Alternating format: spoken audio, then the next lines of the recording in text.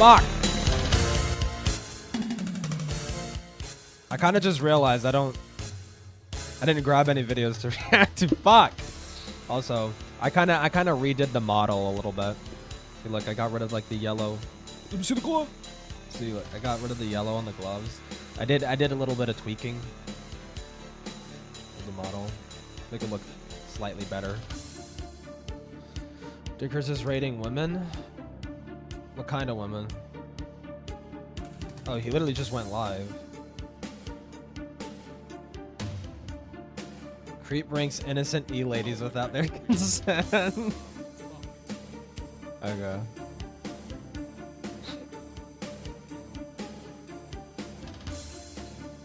I wanted to react to something. I completely forgot. Or I wanted to watch something.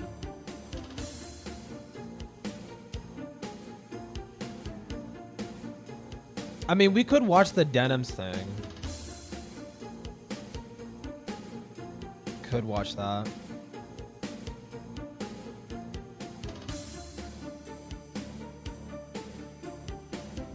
Let me see.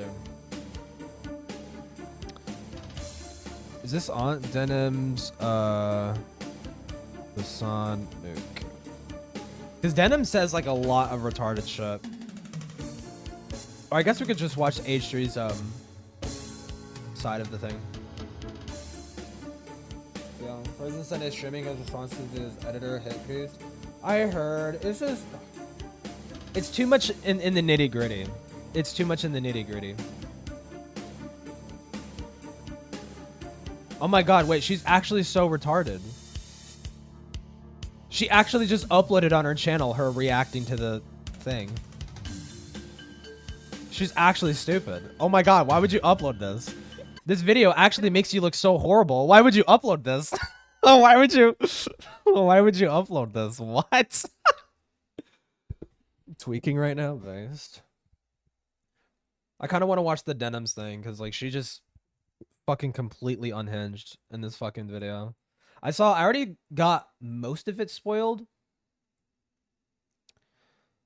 Most of it is spoiled for me, but I watched it like a couple days ago, so it'd be like not too bad. See, like the mouth is bigger for some reason. I don't know why I did that. Oh yeah, I got a new Doom mod. Hold on, hit markers. I got the hit markers, flashlight, like a better flashlight. Project Brutality, that's what I'm doing. Project Brutality. And then here. Or I could do, dude, I wish Himpleton's back. Why? Why? It feels too soon. Let me see. Okay. Well, let me keep playing this until I get everything set up. New Doom mod. Bruh. Get your fucking mind like that. People call me a fucking degenerate. Meanwhile, you guys are like saying all kinds of crazy shit. I didn't get far in Plutonia, but Plutonia is just so evil. Plutonia is like so fucking evil, dude. Did I ever beat TNT? No, I didn't. I didn't beat TNT on stream. I've been playing TNT a bunch off stream now.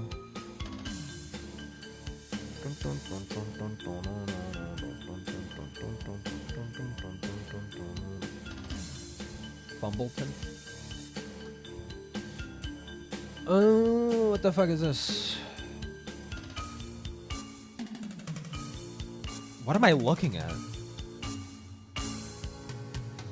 He's live in 2 minutes. He's got a Discord up? Good fucking luck, Impleton. Holy shit. But I want to watch this. I want to watch Denims actually defend child raping terrorists. I see. And I hope you get no health insurance when you get back into fucking America. Okay, cool. Because the internet was mad at him. Okay. When did she react to the was kinda video? wild for that one. I mean, tier list determines who can say it. Top and most. Wait, did she cut out? Oh my god, she cut out most. Wait. She didn't even upload the whole thing. Wait, what? Okay, here we go. Why did she do that? That was so fucking weird.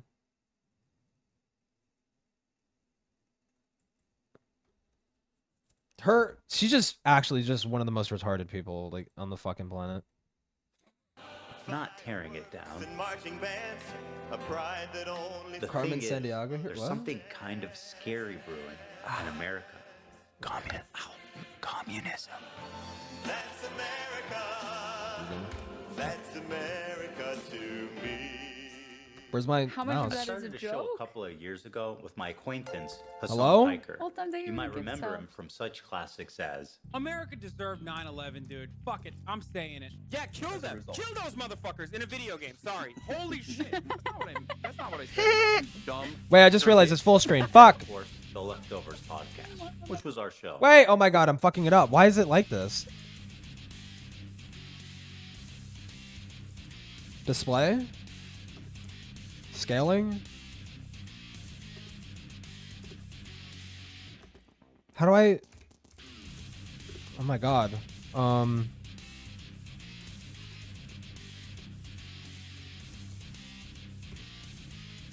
Full screen. No. There we go, Jesus.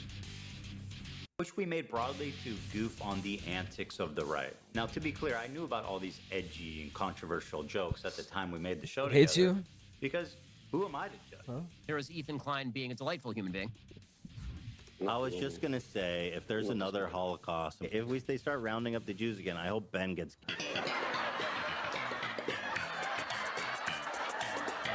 He presents himself as someone like me, a left-leaning. Oh my God, I Democrat just realized. who Fuck. supports basic things. And Why we is it went like on that? making the show for about 2 years, and everything was good. Everyone was having fun. The audience was having fun. annoying. No problem. Okay, let me just see this.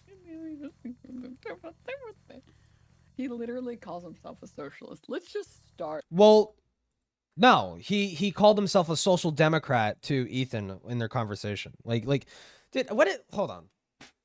What is the point of even watching this? Because it's just, I'm having second thoughts about watching this because it's just like, I've already seen it. She just lies a whole bunch and fucking coasts the whole time. It's like actually so fucking gross. I probably should have like timestamps or whatever. Is she reacting just making noises? Just making noises because she literally just has nothing. She has nothing to add or say to any of this.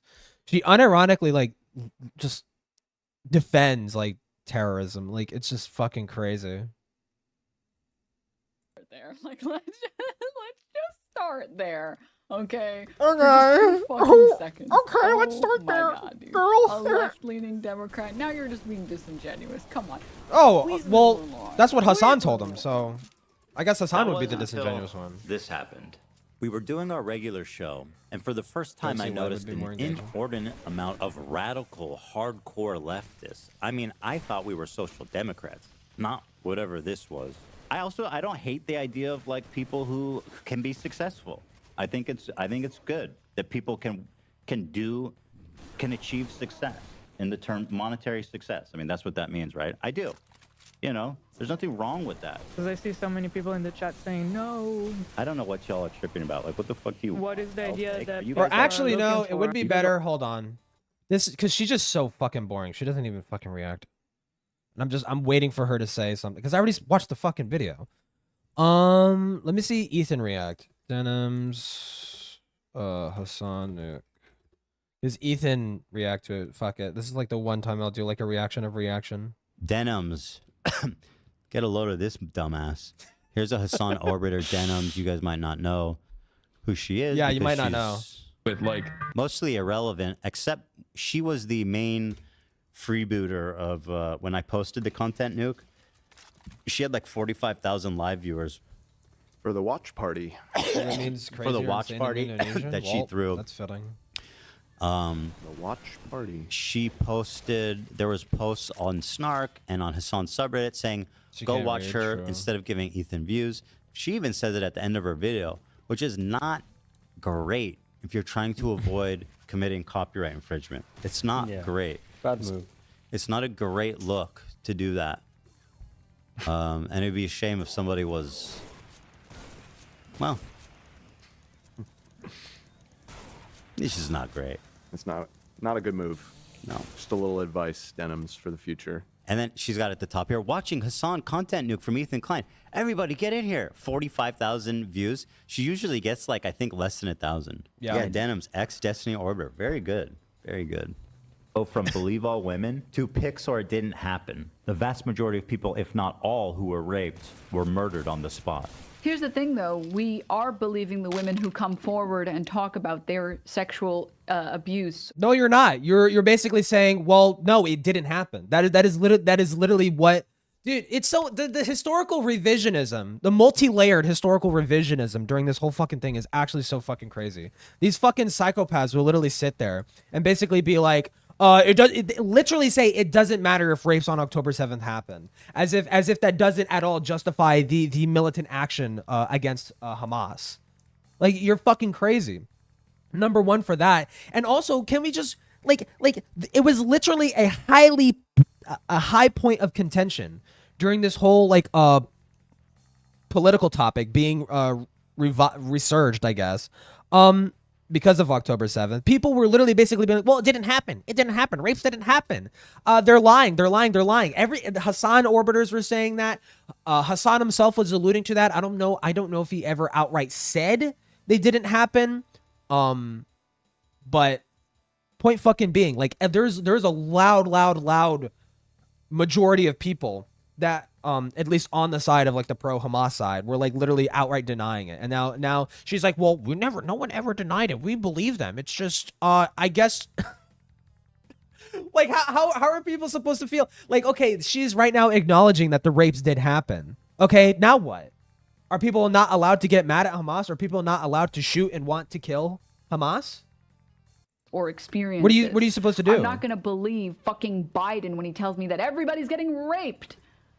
It's not Biden. It's actual victims coming out. You sick fucking freak. By the way, some of the rape victims were children. They were children. They're like 15, 16 years old. That's insane. You realize that that's insane, right? Yeah. Obviously. Dam Goldstein Almog was kidnapped from her home on October 7th by Hamas terrorists and was held captive for 51 days. Though only 17 years old, she witnessed the murder of her father and sister on that day and is now speaking out about what she witnessed in Gaza as well in a new documentary by Sheryl Sandberg, Screams Before Silence. Unironically, there is some like fucking like deep-seated racism when people say, well, they're Arabic. What are they supposed to do? Not rape people? When they're flying, what are they supposed to do? Not kill civilians and not rape them and rape children? Are they not supposed to do that?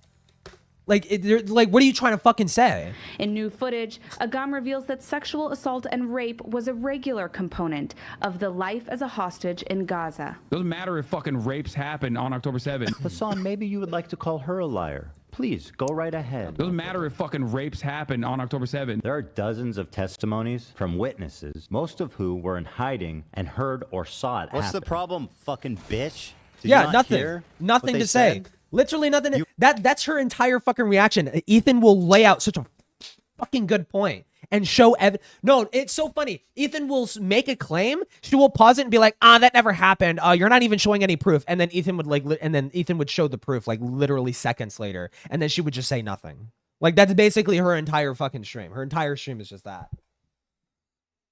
So she believes them, but she also doesn't because it's Biden said it's peak. Yeah, it's so fucking, it is so disgusting. It is because like people's entire families got destroyed and ruined, and there is not a modicum of sympathy shown to them. Not any. Respect women? Why are you calling them liars?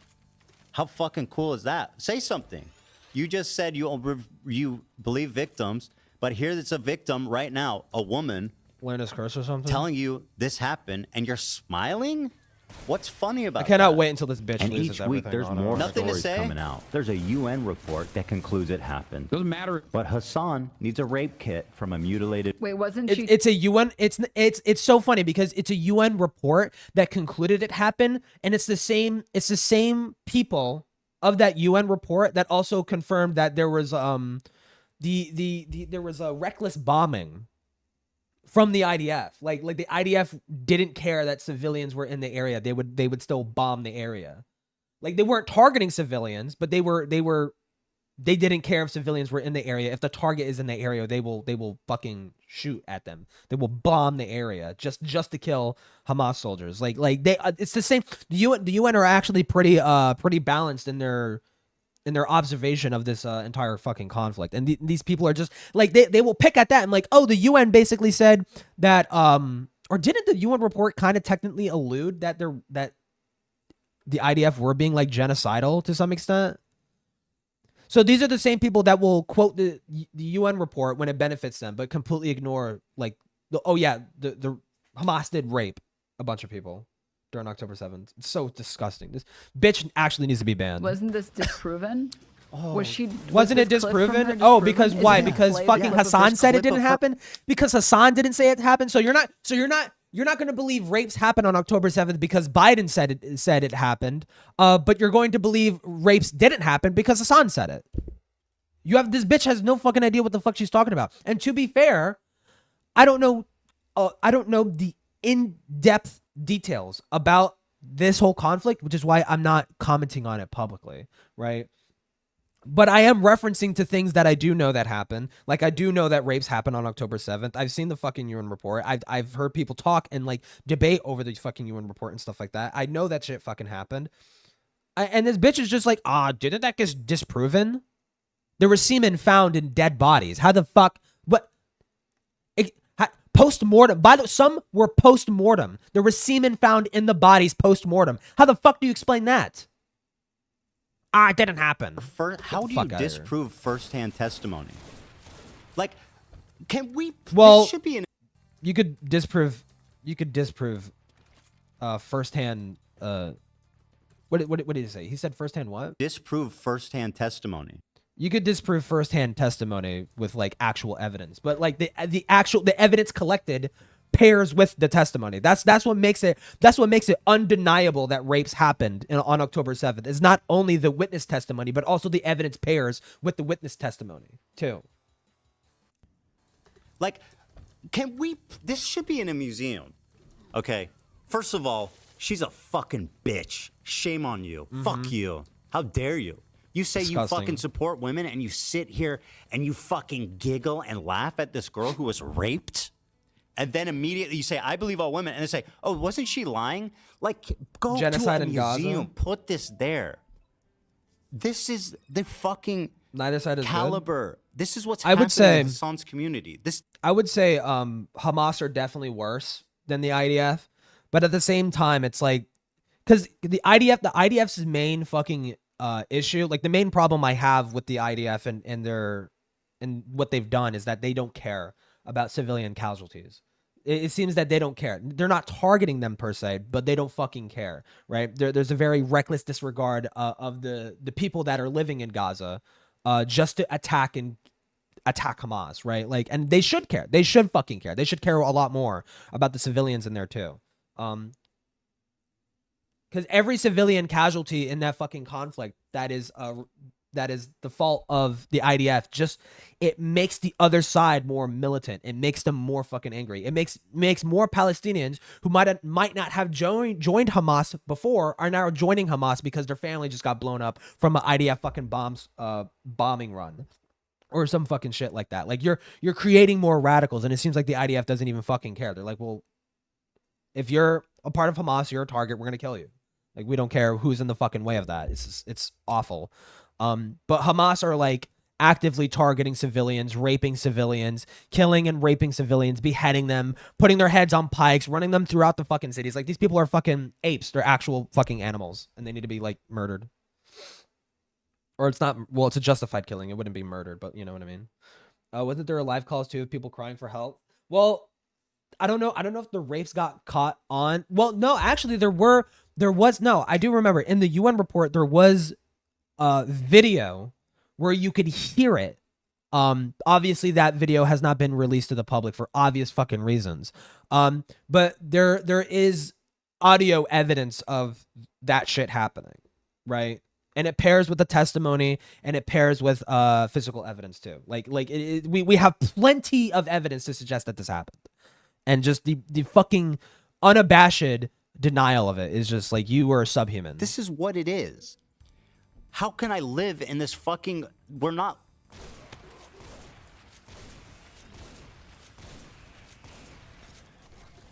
One more time. I can't believe how quickly leftists go from believe all women to pics or it didn't happen. UN The failed vast to protect majority kids? of people, I don't know if what you're not all referring to. who were raped, were murdered on the spot. Here's the thing, though. Okay, good. Let's get all high and mighty, and let's go ahead and question the narrative. Well, I just don't believe Biden. If it was first-hand accounts, I'd believe them. Go ahead and say that We are shit. believing the women who come forward and talk about their Awesome. sexual So abuse righteous. or experience. I love the righteous indignation. She would never do that. I'm not going to believe fucking Biden when he tells Yeah. me that everybody's getting raped. Biden isn't Yeah. it's so stupid. It's like she starts talking before she's even thought about what she's fucking saying. It's so stupid. Okay? It's so fucking dumb. Biden isn't the source of this fucking claim. There is video and physical fucking evidence, you stupid bitch. Like, what the fuck are you talking about? It's so stupid. God. And just no shame. There's no shame. No shame at all. Fucking hang yourself. That's insane. Yeah, it's insane. You isn't realize that that's insane, It's right? so crazy. Obvious. Her first instinct. I being, hate "Wasn't people like that this so much. It's so disproven?" disgusting. Imagine that. It's like, you know what, Denims? I would actually hate for you to go through half of what those fucking people went through. Imagine someone who says they believe women and support women of sexual. No violence, idea how and good your she has it, like, first actually. fucking thought, Yeah. after being disproven, Disgusting. is that this bitch is lying. So disgusting, dude. They call And themselves actually leftists, continue to stream with a progressives. straight fucking face and pretend to be progressive. Yeah, I'm stupid. This is why this whole fucking thing is so hard for Israelis to process it.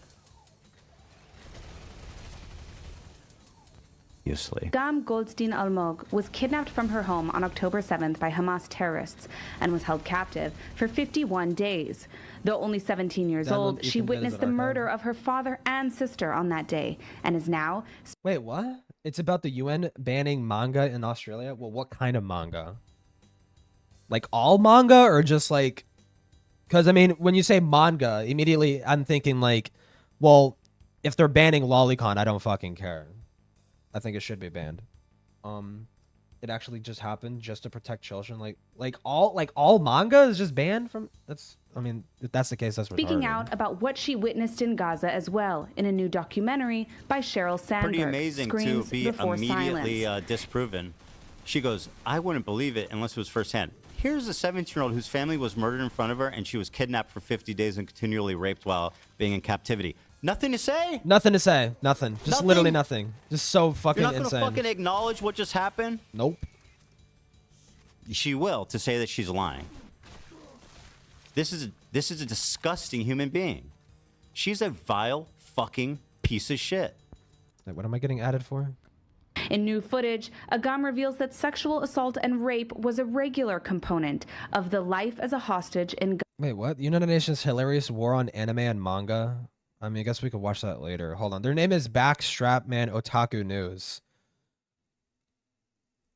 I don't know. Anytime people who put otaku in their name is just immediate fucking red flag. Honestly, like it's like, okay, what do you mean by manga? What kind of manga is being banned? That's immediately what my fucking brain is going to. Yeah, I'll watch it later. Doesn't matter if fucking rapes happen on October 7th. Hassan, This maybe video you'd is like 18 minutes long, so I'll watch it pretty soon. to call her a liar, please. Hey, it's funny. I go, Hassan, go ahead and call her a liar. Here's a first-hand account, and she's like, hold my beer or whatever that meme is. Hold my fucking rape kit. I'll do it. God damn it! Somebody's got to call her a liar. I'll step up to the challenge. I will accept this task. I want to see This Denim's bitch response to is this shit. lying. Go right ahead. Doesn't matter if fucking rapes happen on October 7th. There are dozens She's of smiling. testimonies from witnesses. Smiling, She thinks it's smirking. funny. Yeah, sicko. Complete freak. Imagine hearing that and smiling. Complete freak. Even as pro-Palestine as you fucking can possibly be. What's funny Multiverses are about shutting down? I mean, no one ever really a played that. 17-year-old, an innocent 17-year-old whose family was murdered in front of her, kidnapped for 50 days, and continually raped in captivity. What's funny about that? Because she's Israeli? She's 17 years old. She was born there.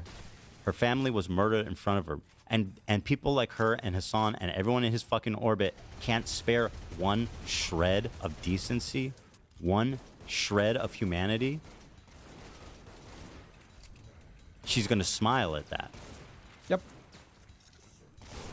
Most of who were in hiding Look and how happy heard she or is. saw it happen. And each week there's more stories coming out. There's a UN report that concludes it happened. Doesn't matter. But Hassan needs a rape kit from a mutilated... Wait, wasn't this disproven? Was this clip from her just... Wait, wasn't this disproven? Literally her sources. Well, Hassan said, you know, Hassan and his audience. From what I heard from the insanely, child rape loving terrorist supporters that are in Hassan's audience that said it was not true. So it's probably not true, right, guys? Right, guys? Proven? Is he gonna play the clip of her saying So anything? evil. What do you need her to say? The captions are on this. What is she gonna say? The captions are on the screen. You can read what she's actually talking and saying. You can read the captions. She's speaking Hebrew. Say, oh, I was lying. What do you expect her to say? I said I was raped, but I was lying. What is it you're expecting to hear exactly? Maybe the onus should be on you to call a survivor a liar to try to figure out if it's real or not. And again, how do you even disprove somebody like that? Her first intuition, a leftist pro-feminist, is to call her a fucking liar. What a disgusting human being she is. Yep. And to be proven wrong right in front of her fucking face 1 second later, and to not even acknowledge Not it, even to acknowledge smile. it. Just smile. And everybody watching, 45,000 Holy viewers. fuck. No problem here, guys. No problem here. This entire movement is rotten to the core. It is a joke. What is this? I mean, just call it what it is. Honestly, just call it what it is. This is what you should call it. Denims thinks it's hilarious that kids got raped and killed during October 7th. She thinks it's funny. She thinks it's cool. She thinks it's awesome that happened. She supports that and she defends it and she sweeps for it. And she lies on behalf of the child raping terrorists that did it. Like, just that's what's happening. That's literally what's happening. I'm watching that happen with my eyes. Call it what it is. She supports child raping terrorists. That's what it is. And yes, she is a fucking bitch. Somebody that laughs in the face of other fucking rape victims and immediately calls them liars, that's a fucking bitch of a person. If not that, then who? She's actually subhuman. Like, actually. She is earning the coveted distinction of being a fucking bitch.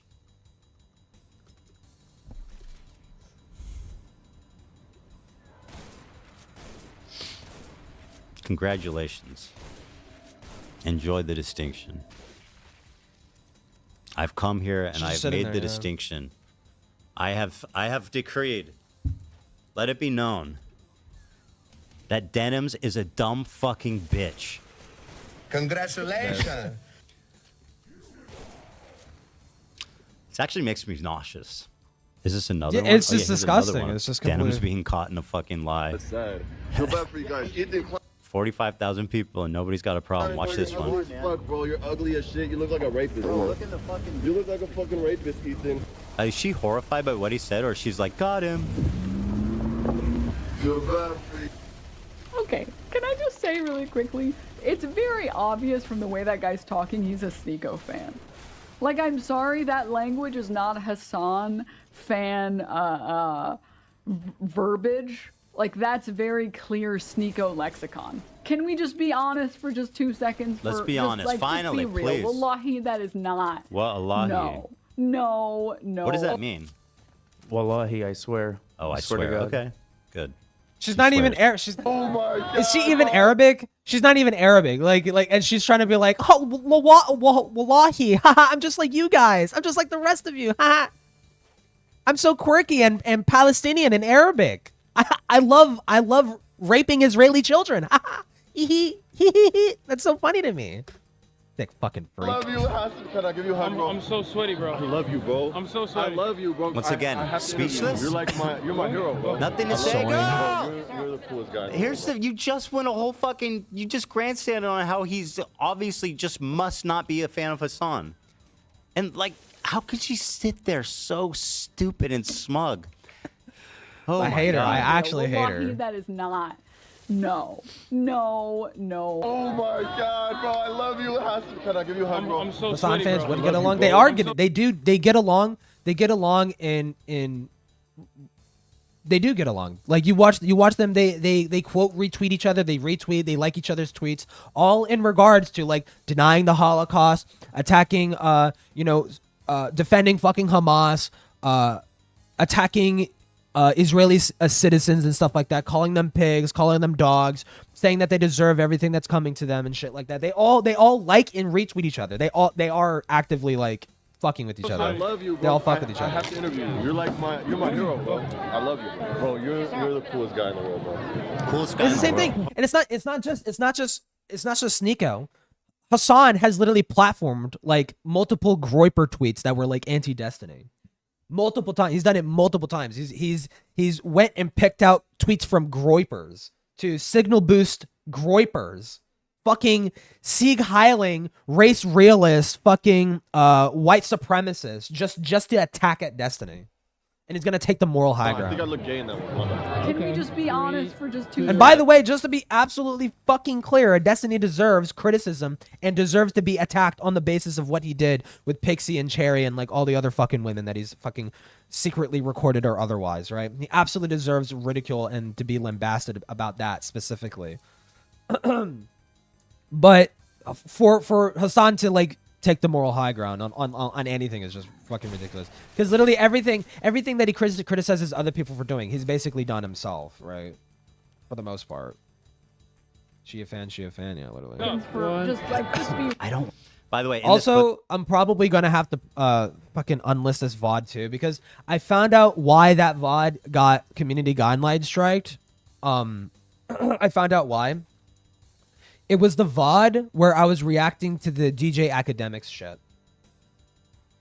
And literally because the people in that clip, they were talking about fucking that 15-year-old kid and shit like that. And because I was like saying that's what was happening, I guess like the fucking bot like thought that's what was actually happening on the screen. It's so fucking retarded. It's actually so stupid. And now that I've pointed that out, now I'm going to have to unlist this fucking stream because that's just how it happens. It's so stupid. The YouTube system is so garbage. It doesn't actually protect anybody. I never talked about it, but if you look at it, it's interesting. He goes, wait, I think I look gay in that one. And then Hassan says to him, you look tough. He's like, you don't look gay. You look tough. Epic. Gay is the opposite of tough. Yes. Good clip chimp, very good. He clip yelled at chimp. him later. Yeah, they met once, which means he endorses everything he's ever done. When did I ever. say? I didn't say. He literally walked up to him and said, "I love you, Hassan. I love him. I love him. I love this guy."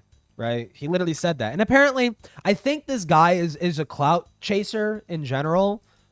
So sure, he could be insincere when he's saying that. But point being, this guy obviously he shares similar opinions to Hassan and likes him for that.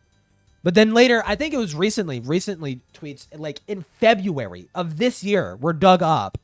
They basically went on his account. And then this guy apparently in real time found out, oh, Hassan's is pro LGBT and shit like that. And he started fucking lambasting Hassan for that shit. But you can't find anything, any fucking tweets of that guy criticizing Hassan prior to February of this fucking, by the way, still in February. It's February 8th. We're still in February. They can't find anything of this guy fucking trashing Hassan prior to this fucking month. It's ridiculous. Anything. I literally just showed one clip and then showed another clip. Okay. Uh-huh. That's a really, you really killed him, dude. You really got him. You really. Yes, you really fucking killed it, Denims. 45,000 live viewers, by the way. Was it Bathus? When she was watching that. Money and Dating does actually confirm that he's a Hassan fan. I mean, obviously he is. You saw how he was fucking simping for him. This is from, yeah. I swear you guys are worried about the dumbest shit. I was a Hassan fan until I found out the seriousness of him promoting transgender propaganda. I fucking see. You see what I fucking mean? This guy unironically was a Hassan fan because Hassan was unironically supporting Hamas. This guy was like, yeah, that's so based. And then he found out that Hassan was like pro-trans, and he's immediately like, fuck this guy. This guy's a queer faggot. Like, and so those are the people that Hassan is aligning himself with. Hassan until he, I guess. What are you doing tonight, beautiful? Spoke too kindly about trans people. Yeah. More Denims, if you can believe that. You know the difference between you and Hassan? What? Not Nasrallah. The difference between Ethan, the difference between you and Hassan Piker? Yes, what? Please tell me. So insightful. They both don't. Well, Ethan doesn't like when children get raped and killed. I don't deny rape. Yeah. I don't support terrorists. Yeah, that's the difference. I don't lie and gaslight and manipulate my audience. I don't promote policies that actually go against the interests of the Palestinian people. That's another point. What are you going to say? What's that's a good point from Ethan's and because that I feel like people are so distracted and guilty here. People are so distracted about what Hassan is saying in defense of like Hamas and stuff like that nobody's actually talking about how like there's no focus on the conversation around how Hamas don't care about Palestinians. They launch motor shells near children, knowing that Hamas is creating a target on themselves while around children. They are knowingly using Palestinians as human shields. Like, these people don't fucking care about what happens to Palestinian families. They want to take over Israel because they're radical fucking Muslims and they're fucking insane. Difference between me and Hassan. There's so many things to choose from. He never said Hassan Nasrallah was a good guy. Right. You explicitly said Gallant was No, a good he guy. just said that guy was a very, very smart person in response to a chatter, or not responding to a chatter, but like willingly Hassan brought up that, oh yeah, this guy's like anti-LGBT, anti-trans, and that in his community that he runs, if you're gay, he will kill you. It is against the law to be gay, and it is punishable by death. And his response was like, well, this guy's very, very smart and he's very educated. It's fucking crazy. Fucking insane. Right, exactly, of course. Invented the legend of the Nazi atrocities. He literally couldn't condemn it. He couldn't condemn it. It's actually crazy. I can't believe I'm calling Nasrallah base. I mean, listen. Listen. You have to remember something, okay? A lot of these Chair react. Went after his Twitch sponsors. I don't have an issue with them. Well, that clip of Hassan saying I don't have an issue with them, he's talking about the group, not necessarily specifically about this guy, but the guy happens to like be very cool and friendly and take part in operations with them. I'm pretty sure. This guy, wait, isn't he the leader of Hamas, I think? What is his name? Nasra Allah?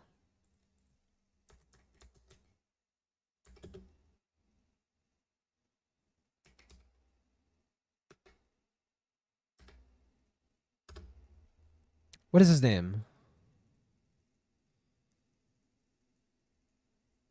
Nashra? Tipster come home, yeah. Whatever. No comments? But this guy, he's like a leader of a fucking terrorist group. It's exactly, of course.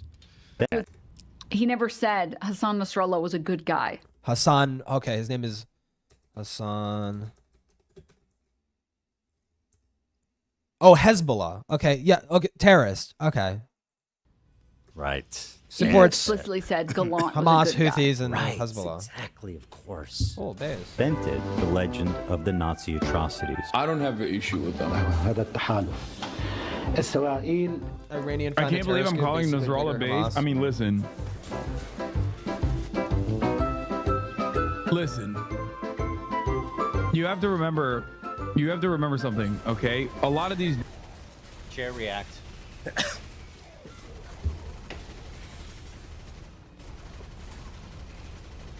I don't have an issue with them. Well, No that is comment. true though. He doesn't have an issue. I can't believe No comment.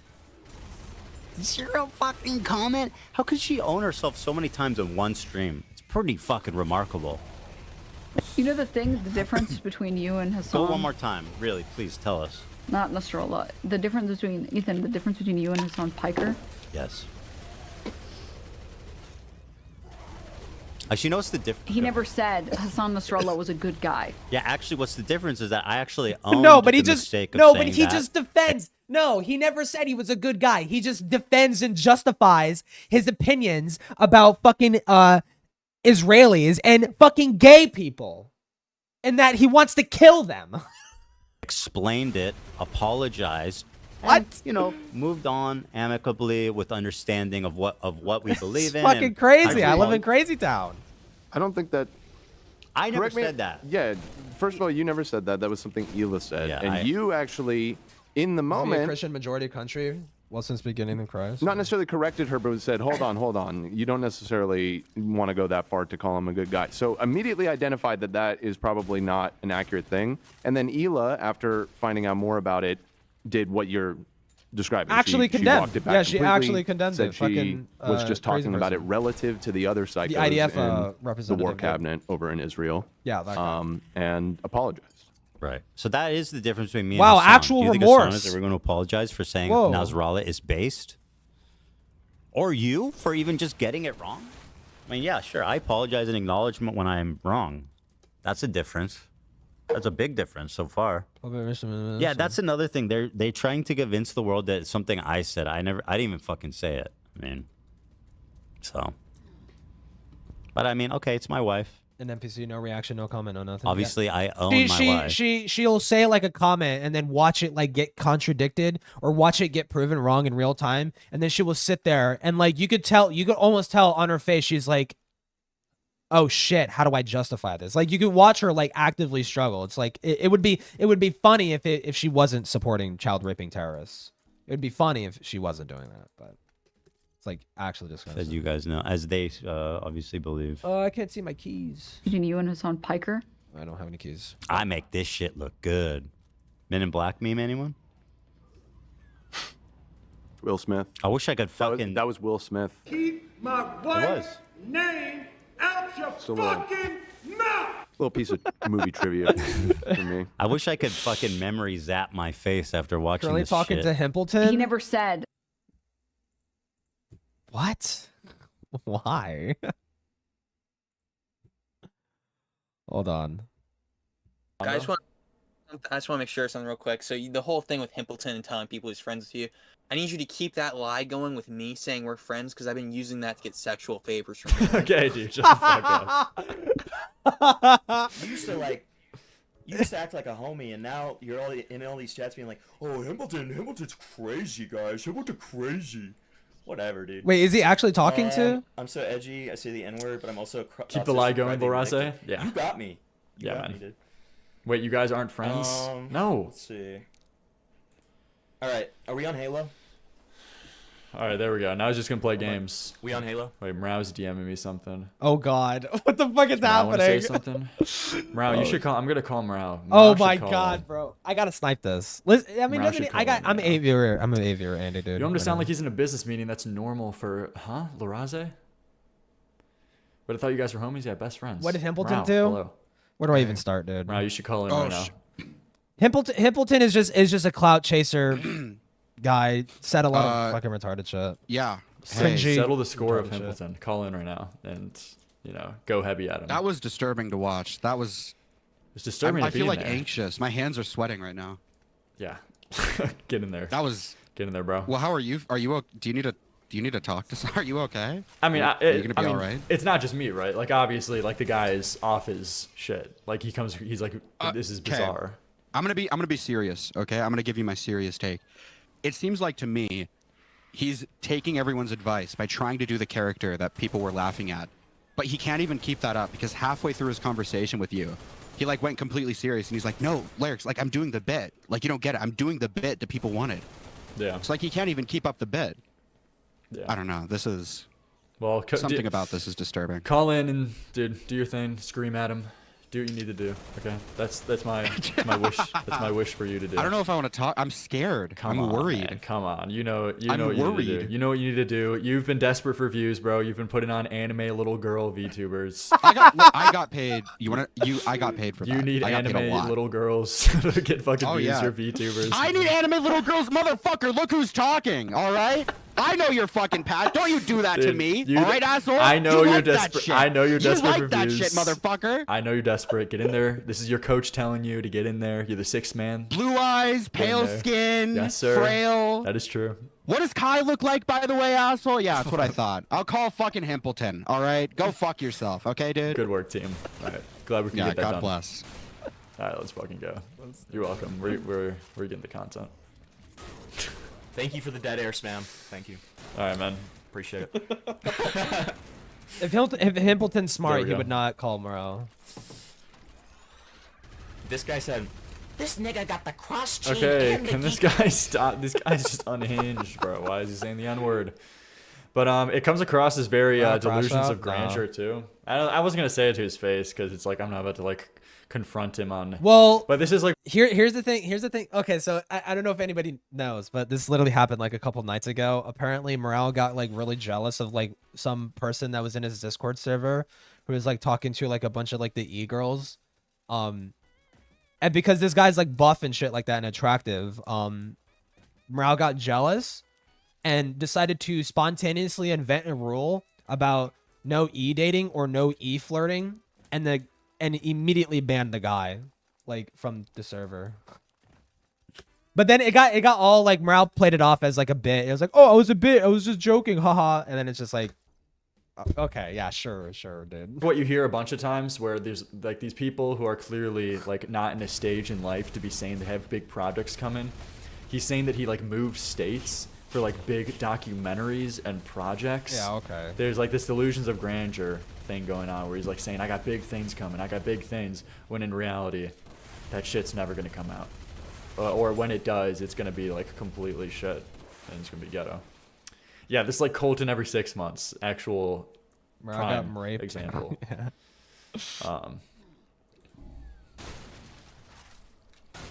So, yeah, maybe he's just manic. Yeah, it's like this thing where it's like, I got big documentaries coming. What did he say? I'm gonna make a movie. Hold on. Why is Lyrics being like? He's got this huge grandeur thing. Okay, he's working on video. So come on. Dude, it's literally because I was just like having fun on the call. He kept on being like, dude, you seem insane right Live now. called out. I was just like, okay. Oh my god. Dude, it's so good to be back. I love all of you people. You guys are awesome. Wait, is he talking to Morel right now? No, it doesn't look like Lyrics, it. stop being a fucking nigger. Whoa! Okay. Okay.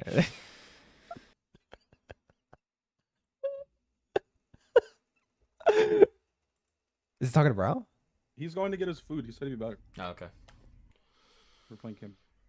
Oh, we're gonna play campaign? Yeah, no. Okay, I guess he's not. Morel getting his pasture invaded, basically. I mean, I almost can't blame him. But it is a bit cringe, you know? It is a bit cringe. What was I watching before? Oh yeah. Do I want to watch the fucking Denims thing? Honestly, just kind of want to chill out for a bit. Because this is, I don't know, tonight's kind of slow a little bit. I mean, I guess Himpleton's back, but like, I don't know. I don't really care for it. Like, I mean, no, I don't, as far as I know, nobody made like a video basically covering all the Himpleton shit. Like, I don't even know where I could even start. with the Himpleton shit. You know?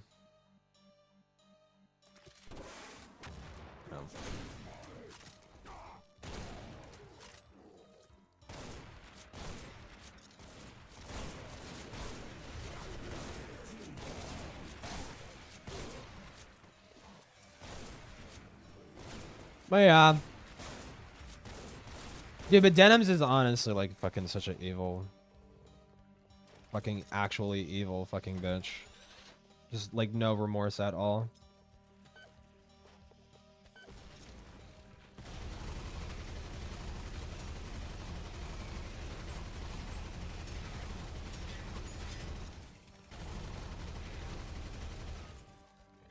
Just a footnote.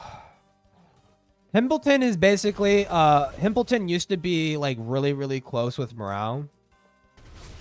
Well, really close. They used to like collaborate on a lot of like stream shit. They basically would like co-host each other, get into drama and stuff like that.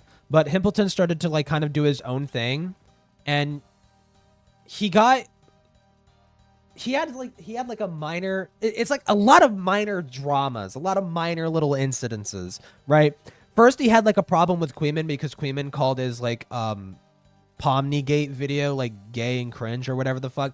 Basically like, and then, oh my God, where the fuck do I even start? Okay, Himpleton made a video that blew up. Pomnigate. Pomnigate was basically like Elsagate except using the character Pomni, and media being created about Pomni that was very sexual and weird, targeting kids. He made a video basically being like, hey, this is like really fucked up and wrong, and like generally most people would have fucking agree, but Queeman's like, yeah, you're being like very like you're being very like you're being like overly serious about it, like even though this just like it's just report the videos and move on, like it really didn't need to be a video. But Queeman just basically made fun of it.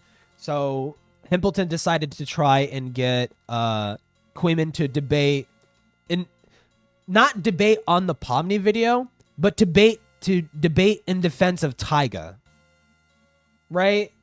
Like out of nowhere, and Queeman like saw it's like, okay, you're trying to get me to look like a fucking pedo because I made fun of your fucking video. Okay, get the fuck out of here. So that was another little drama. Then Himpleton got Himpleton started trying to like insert himself into the Just a Robot drama.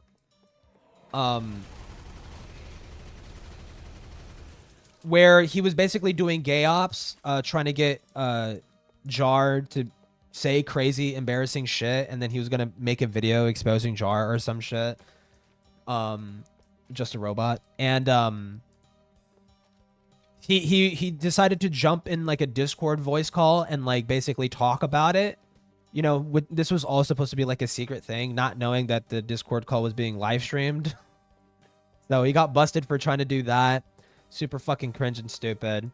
And then I forgot what happened with the ZV call.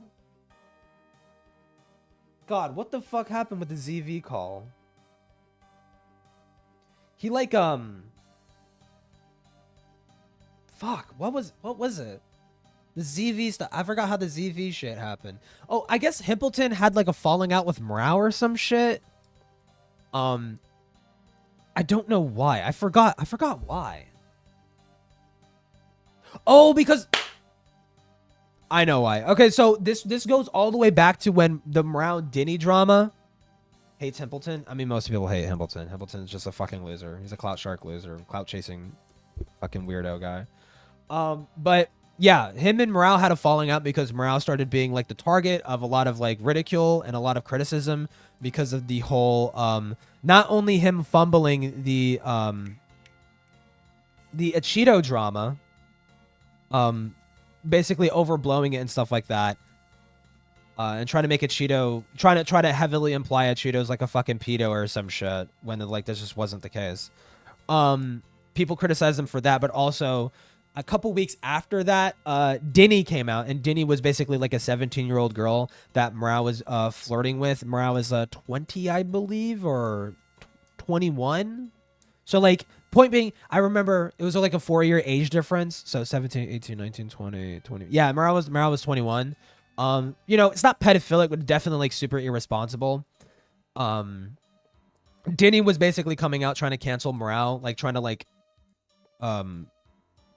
yeah, like basically like record, clipping shit out of context, clipping, you know, Discord chats out of context to try and make Morale look like a super, like make Morale look a lot more creepier than he actually fucking was. Really stupid. But point being, a lot of people at the time didn't know that that's what Denny was trying to get at. So people were like investigating it. At that point, Himpleton basically decided to go against Morale. Morale in retaliation, Morale did something in retaliation. They basically went back and forth. And then Himpleton started to talk to ZV, and ZV was a person that had problems with Morale. This is like, see what I mean? Like, there is no TLDR quick footnote. It's a lot of different fucking characters involved. It's like very fucking hard to explain. But ZV has beef with Morale. Himpleton decided to talk to the ZV person. ZV secretly recorded Himpleton and was threatening to release blackmail on Himpleton if Himpleton didn't do something for them. I've completely forgot. And basically ZV released this like super embarrassing Himpleton call where Himpleton talks about his, you know, him getting sexually assaulted as a kid or some fucking shit. It was like really, it was honestly super fucking gross on ZV's end to release that fucking call. Everyone is in agreement in that. But point being, Himpleton was just like completely unhinged and was getting in too deep with like Discord drama. So he had like a manic fucking breakdown or some shit, deleted all of his social media and fled the internet, and now he's back basically. But him and Morale still hate each other. So I'm actually super curious. Are they talking now? I just want to check real quick. Okay, hold on. No, they're not talking. Okay. But yeah, there's no, I probably skipped over some stuff, or my timeline's all fucked up, but there is literally no easy way. There's no easy way to explain it. So Himpleton is ops with Morale because Himpleton is a clout chasing and makes fun of Morale. Yeah, Himpleton basically follows where the clout is, and at the time, the people were shifting against Morale because Morale did something objectively retarded. And Morale took that personally, right? So, yeah, and reasonably so. I mean, you know, Morale was being taken out of context, and nobody knew at the time. Dude, this shit happened like in September. Okay, like it's very hard for me to remember.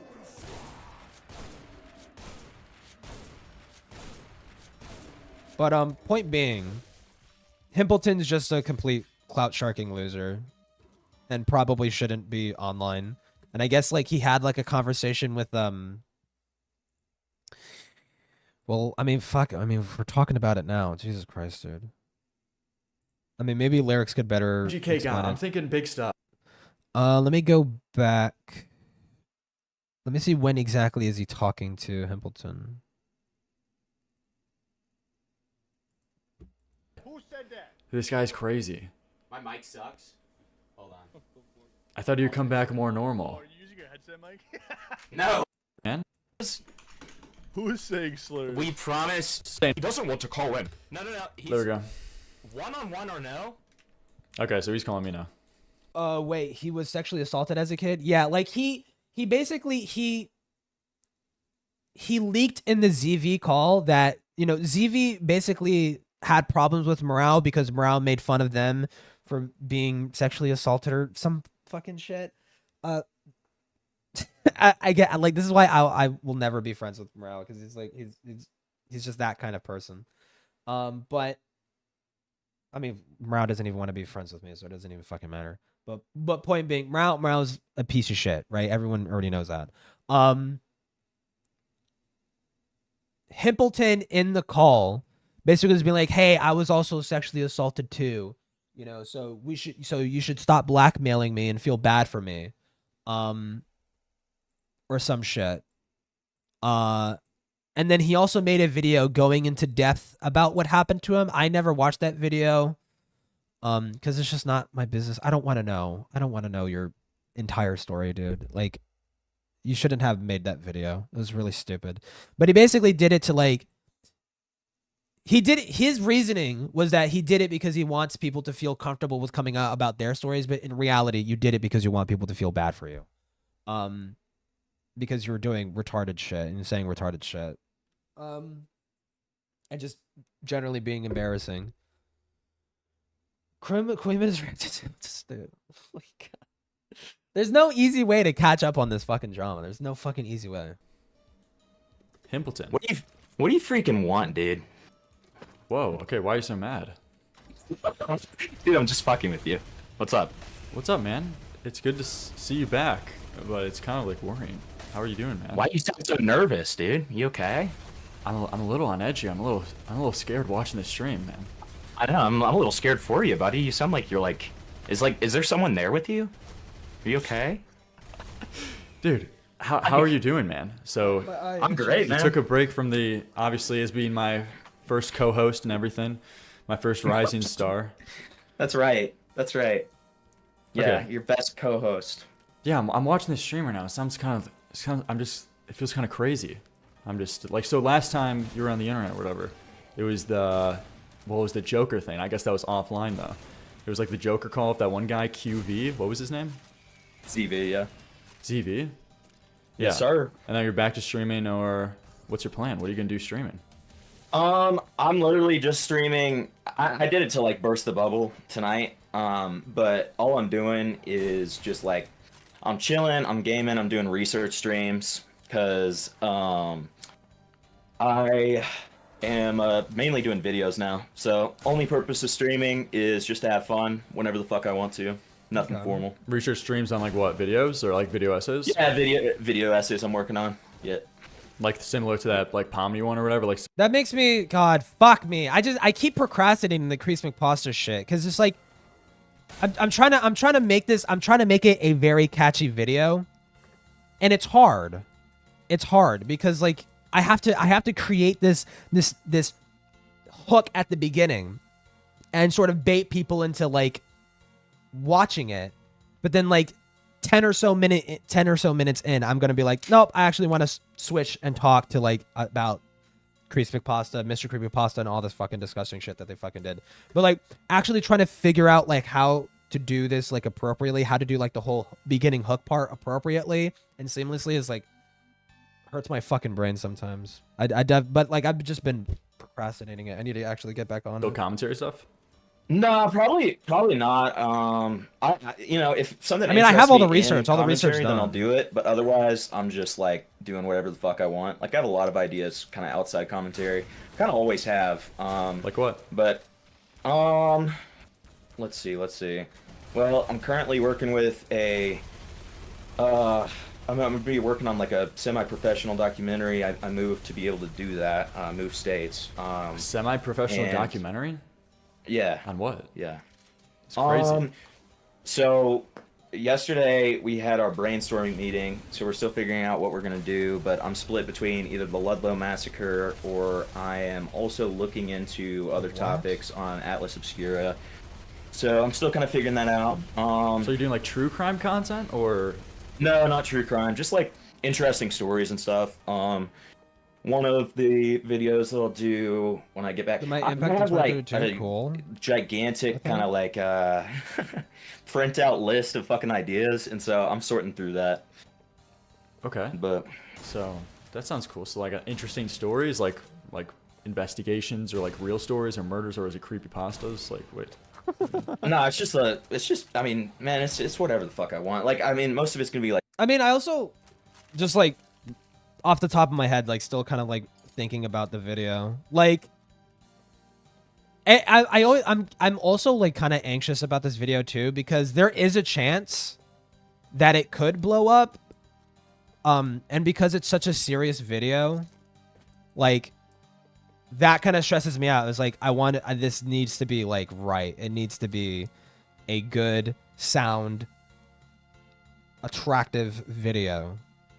And it needs to be perfect, basically, is what I'm trying to fucking say. And that's like trying to figure out how to do that without having really ever done that before is also pretty hard. Like real stories. Like I lean towards documentary. Launch a crypto coin. I will.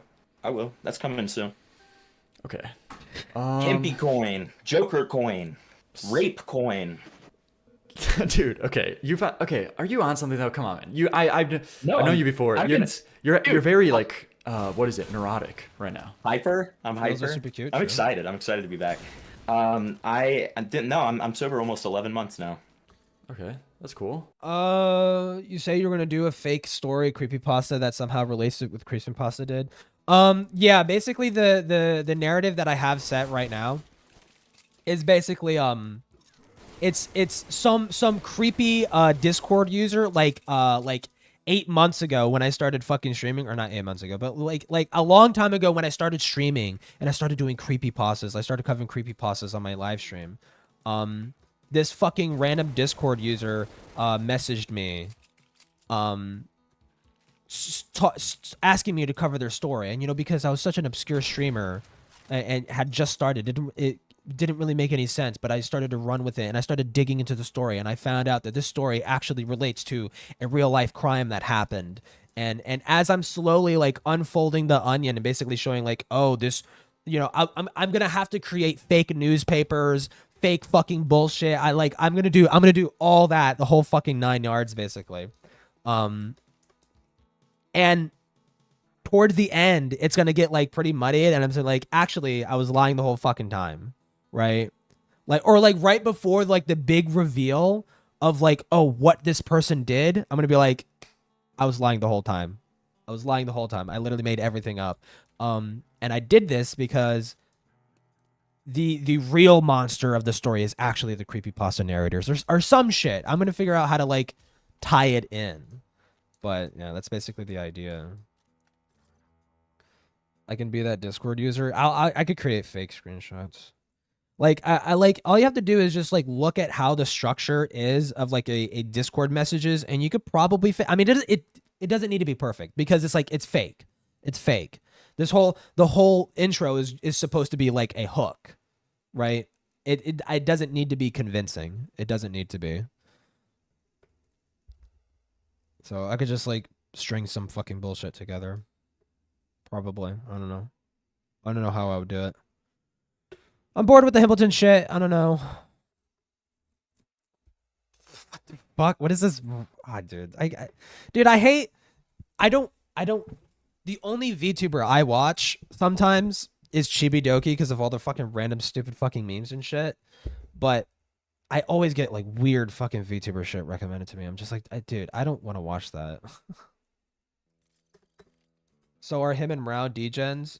I mean, everyone in the commentary is a degenerate to some extent. Even Lyrics. Even Lyric is kind of a degenerate. With the whole fucking weird anime fucking bullshit that he got busted for. Or not busted for. I mean, it was on his public Twitter, but it was like he liked, like at 18 years old, Lyrics liked a bunch of weird anime shit. That was like, it wasn't like full on lolly, but it was like, it was young, obviously young anime girls. Most of them were just like pretty innocent, but there were a couple that were sexual, and I was like, whoa, that's kind of fucking weird. But I mean, Lyrics did it at 18. He was 18 when he fucking did. I'm not gonna call him a pedophile over it, right? Especially because they weren't like, I mean, they were sexually suggestive, but they weren't like, it wasn't like full on porn or anything like that. Like, I don't know. When you're 18, you're gonna do stupid shit like that, I suppose. I mean, I never did, but you're gonna, people, I don't know. To continue to hold that against them when Lyrics is like, what? He's like 20 something. He's like 20 something years old now. It's like, are we really gonna still hold cringy anime shit that he fucking liked, or like gross anime shit that he liked as a teenager still over his head? Like, I don't know. Is the theme going to be be gay, do crime? What? Like the scariest creepypasta I've come across? Well, no, it's supposed to be like a creepypasta written by a real life criminal or something like that, right? Like I want to basically allude that like I found a creepypasta written by like an actual like serial killer or some shit. Something like that. Like, it's very catchy. It's very like, oh, an obscure creepypasta got discovered, and apparently it relates to a real life serial killer. Like, that sounds like immediately like an interesting video that people would want to watch, right? Especially people that are already interested in the creepypasta shit, right? Which is the people that I want to watch that video. Okay, like I want specifically, and it's gonna be the same fucking reason. It's gonna be the same purpose of the older video, or yeah, my older creepypasta video. I don't care for this video to have the most maximum outreach possible. I just want the creepypasta community to be informed. I just, if those are really the only people that can be informed by this, I am happy with that. That is my target. My target is the creepypasta community. That's why I want to watch this video, click on it, and engage with it, and learn about how these narrators. It's Mr. Creepypasta and Creepypasta. These are literally the biggest narrators in the entire scene, and they did fucked shit with kids. Like, it's like pretty fucked up. But yeah, that's basically the idea.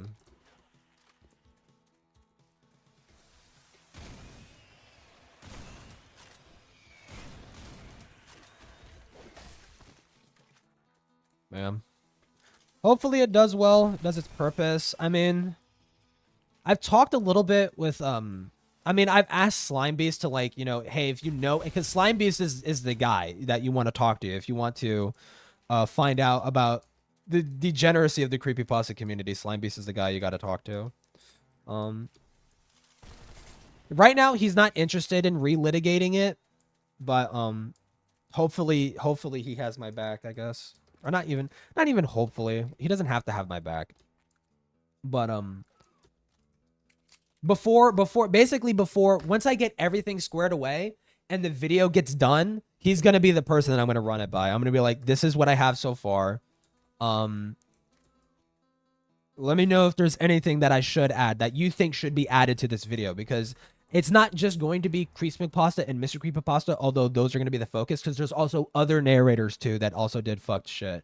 And I'm fairly certain Slime Beast knows of those people, or can at least help me elaborate on that, right? So hopefully that's like, hopefully, you know, when I get all my shit squared away, I'll send that shit over to him.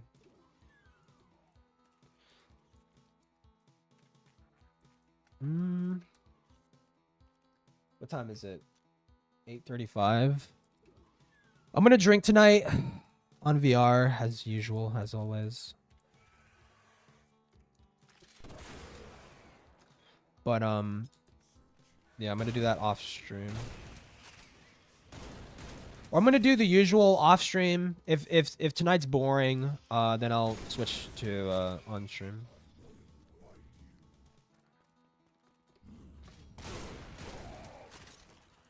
Just go with this fictional story is based on real events. No, that's boring. That's boring. No one wants to watch that. Nobody would want to watch that, because that does not sound like an interesting video.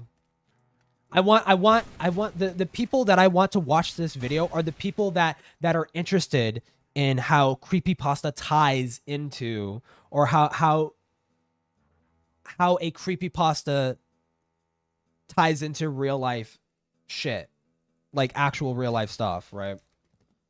Like the people that are already interested in how creepypasta relates to real life crimes and stuff like that. Those are the people that I want. Not like, oh, this story was inspired by a completely separate thing that has nothing to do with creepypasta. It's like, no, that's I want basically I want the people who are already curious about the idea of creepypastas inspiring real life crimes, or real life crimes being inspired by creepypastas. I want those people to be interested in finding out about what I mean by that. So then they get informed by, like, the narrators. The narrators are the people that are the fucking criminals. They are the people that are the ones that are behind this whole fucking shit. I don't know of I mean, I know of a couple of actual I don't know them, right? I know of, just to be absolutely clear, I know of creepypasta narrator, or not narrators, creepypasta writers who were actual fucking the JC the Hyena, the guy who wrote the Sonic.exe, that talentless fucking retarded fucking hack. That guy fucked with kids. I know of that. But basically, it's not going to be an entirely a baity video, because I am going to spend some time talking about people who were criminals, or people that committed crimes that were inspired by creepypasta. So it's not going to be entirely a clickbait video, okay? I'm going to spend some portion talking about actual crimes that were inspired by creepypastas. There are a couple, there are a handful that were. So it's not going to be entirely clickbait, okay? But the overall thing is going to be like kind of like a bait and switch. Kind of like what H-Bomber did for his plagiarism video, where he spent like a decent chunk of the video talking about plagiarism and, like, you know, uncover like the Illuminati stuff, and then, you know, also uncovering other plagiarists that nobody knew about, like Internet Historian. Because I felt like people were really sunk in, because like people finding out Internet Historian like unabashedly plagiarized like another guy and made profit off of his story is like actually like, man, what a fucking asshole for doing that. I mean, he's not like the biggest piece of shit in the world, but like, you know what, like he's an asshole for doing it. The expected alcoholism. It's my fucking day. I went an entire fucking week without drinking. What the fuck do you mean? Aren't most creepypasta people kids do? What? Like the MatPat thing? I don't know what you mean. No, I don't know of MatPat doing that. I don't know of MatPat doing that. The fuck? I usually don't want to cheat. Like, obviously I could just jump up there, but I usually like to I try to play the way the game is intended. But yeah. If Hambleton can make a return, I'm surprised Echo of Tragedy hasn't it. What did that person do again? Echo of Tragedy? What did they do?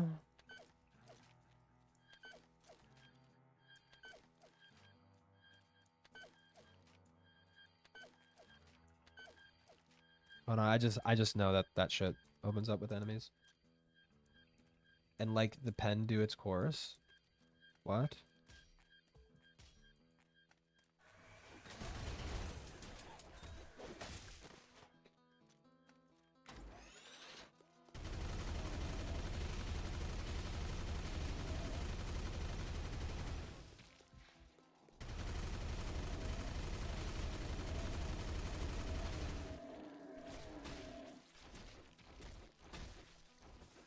Bruh.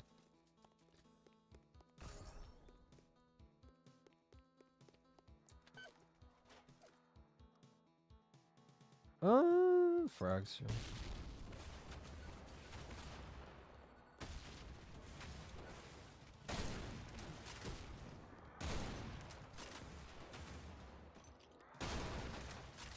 But yeah, that's the idea.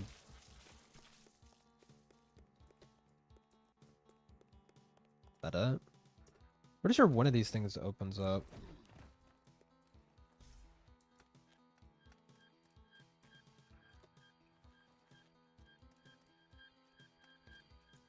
It opens up. I swear it does.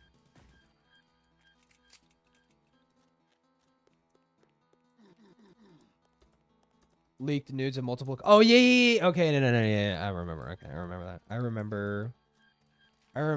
That was in the Gooner server, right? The fucking That was in the now recording Gooner server, right? Fuck. This is always such a fucking maze. There's like shit behind this wall. Like you could go behind the wall. I think, do I need like a red key or some shit? Fucking. Correct, yeah. Which, by the way, why does that exist? Why does the now recording Gooner server exist? Why does that need to exist?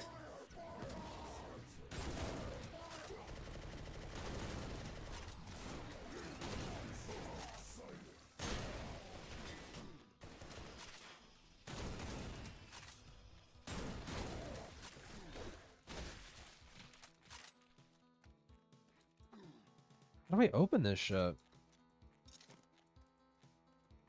Oh, right here.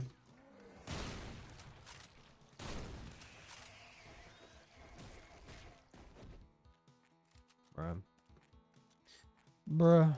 Chungus. Hold on. Usually you like press buttons and like one of these things opens up. Like it opens up this fucking thing over here. Fuck. I'm lost. Hold on. I want like a wider FOV. Oh, okay. You just interact like that.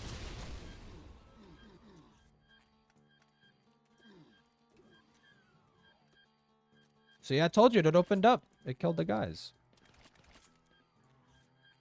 Being normal isn't cool anymore? True, I guess. But I mean, like, I will vow, I would rather die than create a fucking Gooner server. Like, why would you ever do that? Why would you ever do that? Now it's all about the sexual exploitation of women and ear rape. True. Oh god, I'm lost. Okay, I got the blue key that opens this fucking bullshit over here.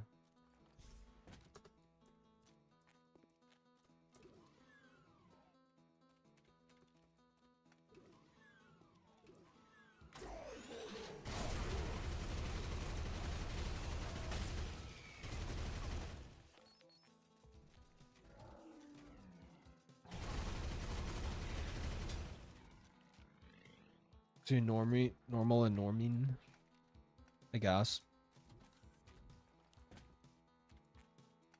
It's gotta be something to fucking watch.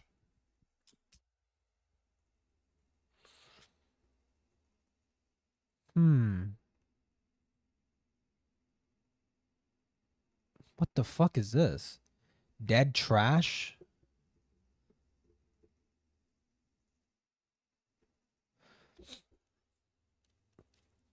Hold on, I'm looking.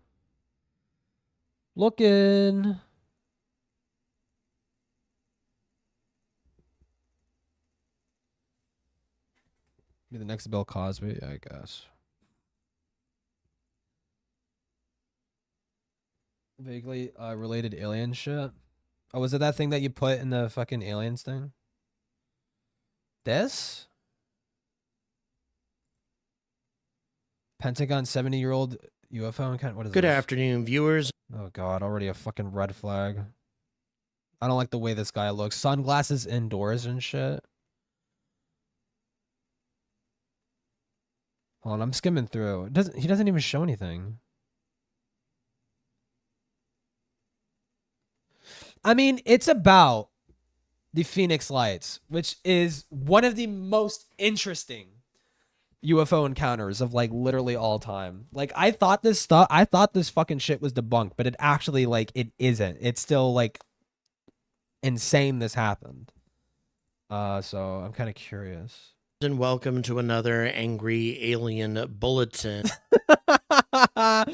Is that what this is? The Angry Astronaut? We've had a lot of new information coming out as of late, and of course I've been mostly covering space flight related issues, so I need to play a little catch up here, but I have to admit it's a little difficult to cover all of this with people the way they look. Pentagon behaves. Look, it's just when you look at a guy like this, gray-haired, sunglasses indoors and stuff like that, talking about UFOs, I'm usually thinking, okay, you're probably full of shit.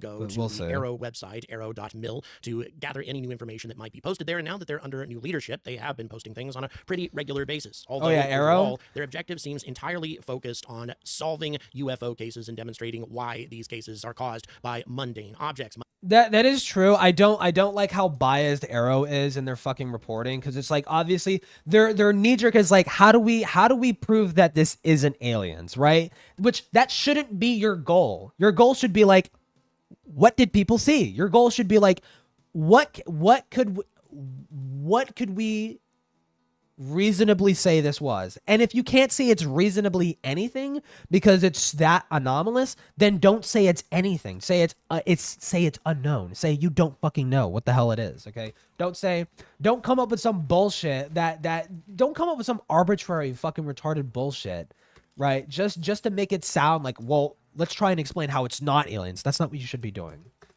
But generally, Arrow has been pretty good so mundane far. phenomena. And that's fine. I think we absolutely need to be doing that. But when it comes to unsolved cases, the Pentagon has given us no new information for years. And that would be a handy thing. They actually used to post these things, used to post a little bit of footage of, for example, the orb or sphere object that was flying over Iraq, a similar object that made a high-speed pass of an F-18 fighter, a variety of different unexplained phenomena that, to this day, in spite of their best efforts, they have not been able to explain. Also, the famous Tic Tac events. But recently, all they've been doing is focusing on the cases that they have solved and also talking about different types of phenomena that could theoretically. Wait, what the fuck was that? Oh wait, I think I've seen this video before. Like that video that he's showing right there. Hold on. I'm gonna get a closer look. What is this? So talking about different types of phenomena that could solved and also talking about different types of phenomena that they have solved and also talking about different is focusing on the cases that they have solved and also talking about different types of phenomena that could theoretically be. Oh, okay. No, yeah, it's like a ball or whatever.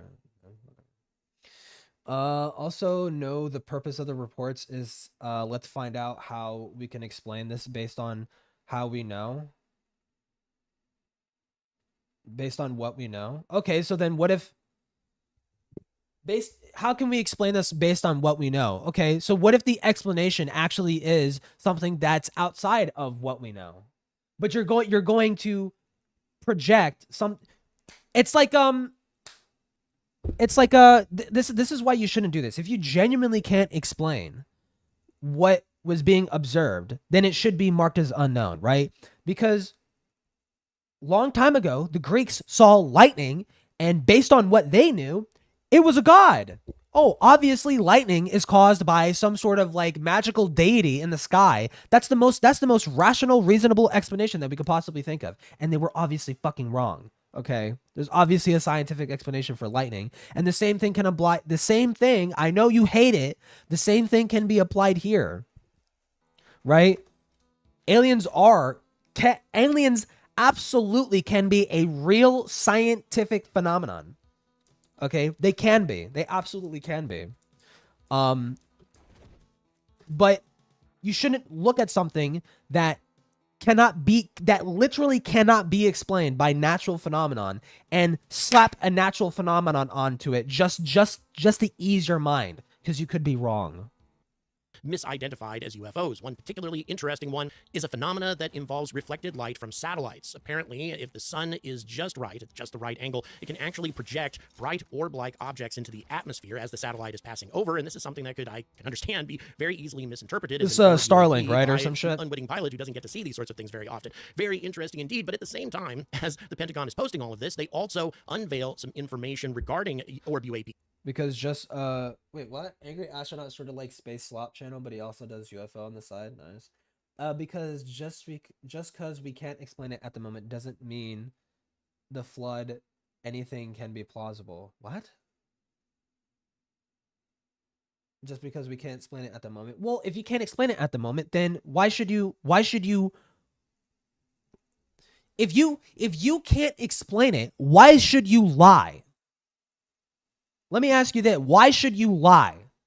Because if you don't know what it is, you shouldn't be saying what it is. Right? If you have no idea what the fuck it is, because we don't have any, according to our current knowledge database, we have no explanation for it, then you shouldn't be trying. You shouldn't be trying to invent something to make it make sense. You shouldn't be stretching the truth or straight up lying just to explain something. These are rather some footage of orb UAPs that was filmed in the mid-1950s when there were no satellites. And by the way, these orbs in many cases were being filmed by U.S. military pilots. So what exactly is the Pentagon trying to tell us here? Why are they communicating with... Wait, what? What the fuck is this? Is the Pentagon trying to tell us military pilots? These orbs in the 1950s when of orb UAPs that was filmed in the mid-1950s when there were no satellites. And by the way, these orbs... Is this real footage? In many cases were being filmed by U.S. military pilots. So what exactly is the Pentagon trying to... That's actually like really fucking weird. Tell us here, why are they communicating with us in this weird... I mean, but the footage is so degraded. Weird, ambiguous fashion, where on one hand they're telling us that this is all much ado about nothing, and there has to be logical, natural explanations for all of these things. They just have to work hard enough on them, and they like showing off when they solve these issues, or at least they think they've solved them. And yet, at the same time, in the same breath, they unveil something new that is most decisively unexplained. And one of the most fascinating things that the Pentagon has done as of late is upload and digitize an enormous collection of Project Blue Book files. Most of... I saw that. No, I saw that. Yeah, I saw... Dude, it was so fucking cool. Oh my god, I literally like fucking like geeked out because when I was digging through that, they released like a bunch of like video and like footage, and I was going through Blue Book, and I knew the fucking moment. I was kind of skimming through it a little bit, but I knew when I saw like not New Mexico. What the fuck was it? Oh, no, it's not New Mexico. Fuck. What was it? No, it was New Mexico. When I saw the New Mexico desert and I saw like little imprints on the ground, I'm like, that's the fucking Socorro sighting, and I was right. You could literally see, and these were like unreleased not videos. These were like unreleased pictures of the Socorro, New Mexico sighting, the one with the one where the Tic Tac landed in the desert, like, and the cop saw it. You could literally see the dirt is like glistening because it's like turned to glass. It's like actually fucking crazy. Oh my god, I was like so fucking happy. 1960s. And one thing that I found to be amazing, that picture was never released before. I read a little bit about this case, but now we have a lot more photos and a lot more information regarding it. Is the so-called Lubbock Lights incident. Some of you who are very much into ufology and UFO history may have heard of this. Phoenix Lights? At the Lights? same time, I had not heard all of these details, nor did I know that there were so many photographs of this astonishing wedge-shaped object, V-shaped object. Wait, this was released by the Pentagon? Wait. What the fuck is this called? Lights. More information regarding it is the so-called Lubbock Lights. Lubbock Lights. Lubbock Lights?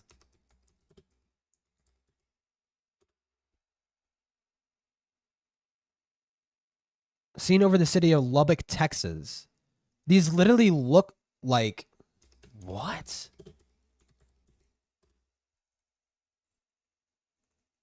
Wait, is that like a digital recreate? Is that... No, that's digital. Yeah, that's digital. Okay. I had the screen so small. I was like, wait, is that real footage? But like, no, yeah, that's a digital 3D recreation. What the fuck is this?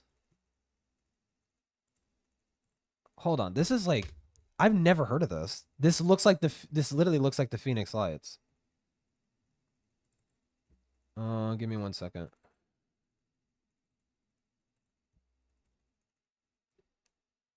There's a 3D animation, lol. Well, when the thing was so shrinked, like I couldn't fucking tell. Okay.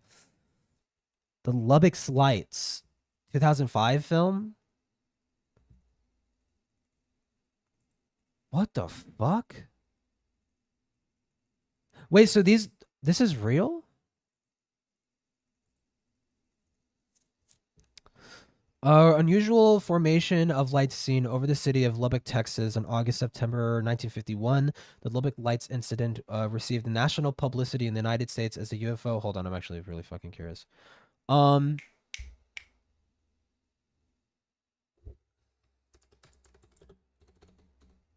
do you spell Phoenix? Phoenix. Phoenix Lights. When was this seen? 1997. 1951? What? Okay. My ears are perked. I'm interested. Huh. Received national publicity in the 1951. Dude, that's so early. Wait, no, yeah, this was at the very fucking start. Because 1947 was when the whole Roswell shit happened, and also, fuck, what was his name? That guy, the guy that sparked the whole UFO shit. It was like 1947 UFO craze.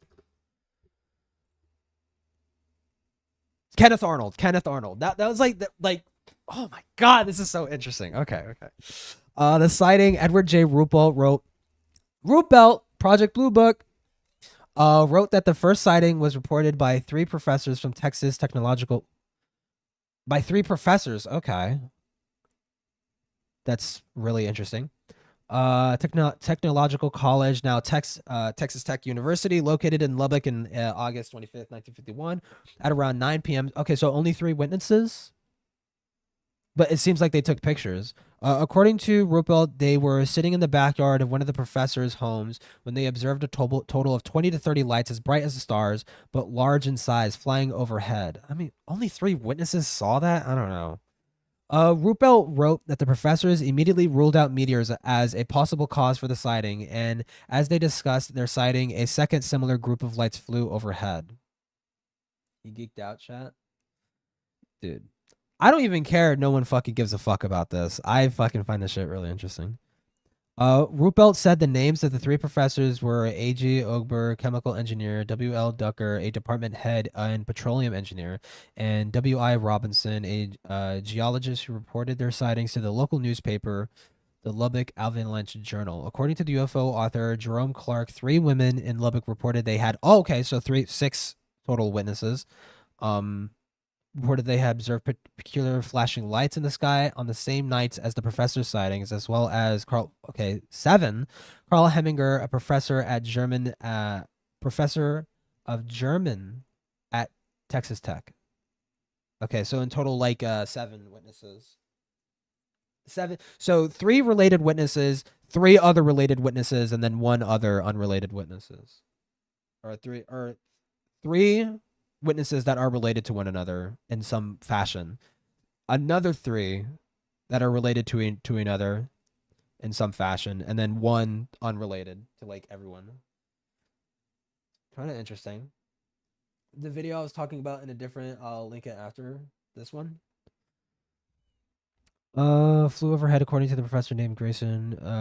The lights appeared to be about the size of a dinner plate, and they were greenish blue, slightly fluorescent in color, and were smaller than the full moon at the horizon. But there were about a dozen to 15 of these lights. They were absolutely circular. It gave all of us an extremely eerie feeling.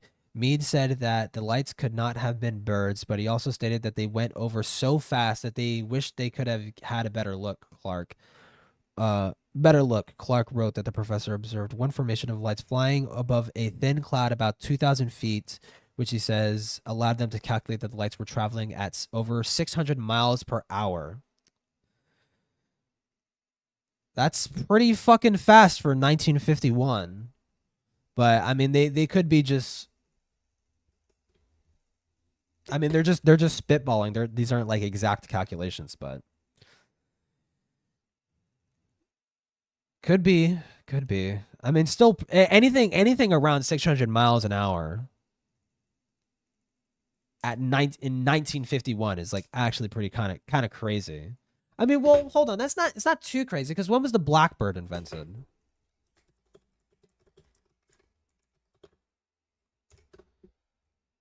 (1966) Damn, so it wouldn't even fuck. Holy shit. Okay, no, this is actually like a lot more interesting. Air Force investigation of potential explanation. What about the pictures? How come I'm seeing so they actually took pictures of this shit?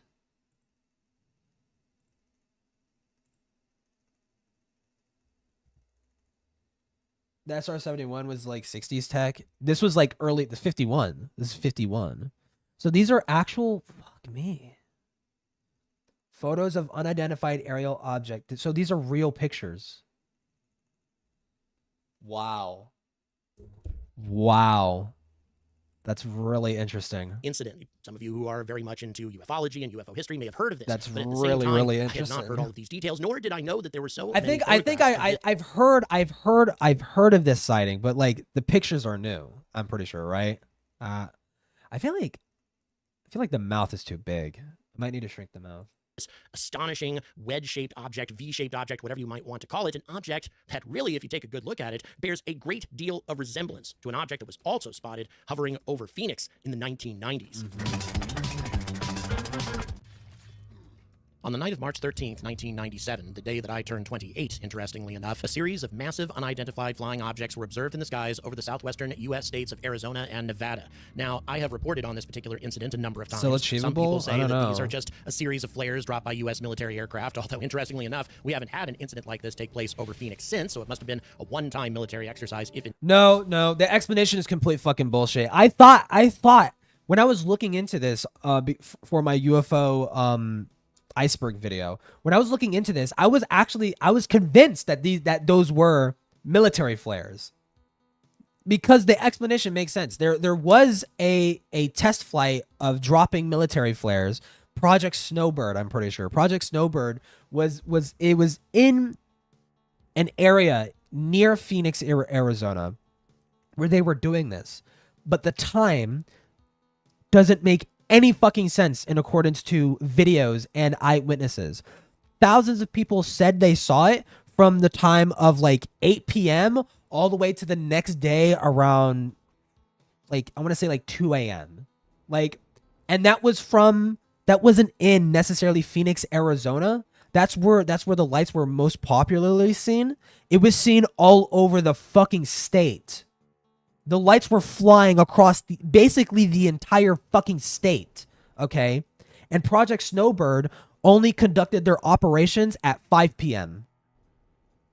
It doesn't make any fucking sense. It makes no sense at all.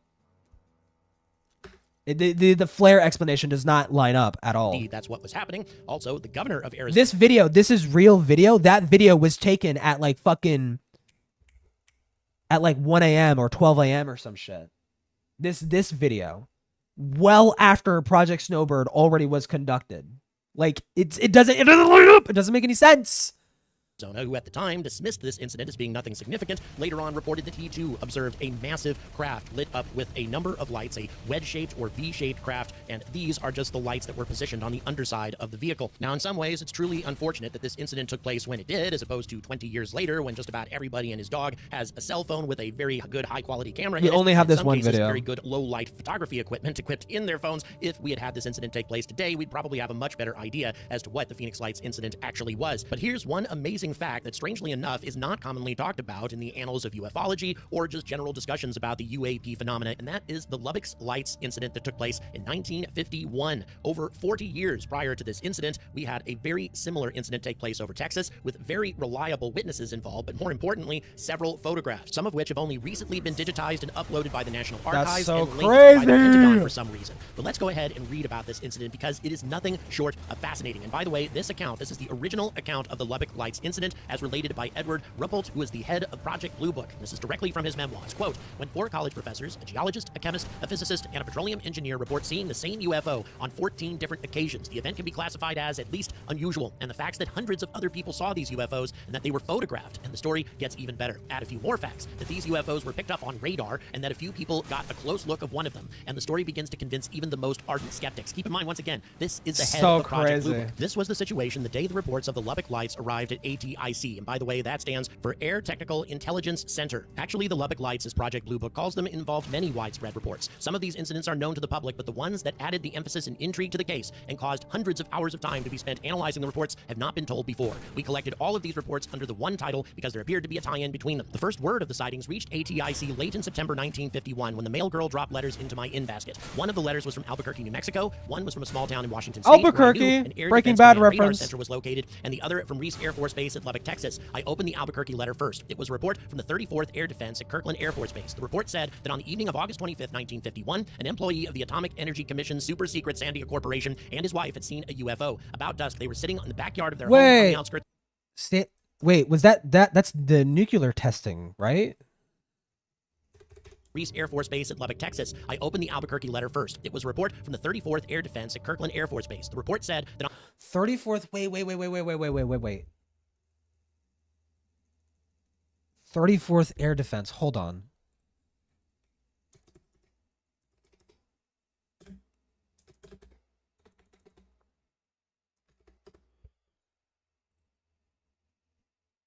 Hold on, I need to... That sounds so fucking familiar.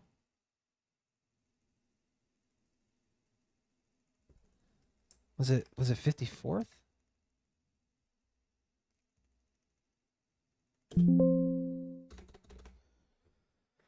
Fuck. Oh, 500. Okay, no. Okay, never mind.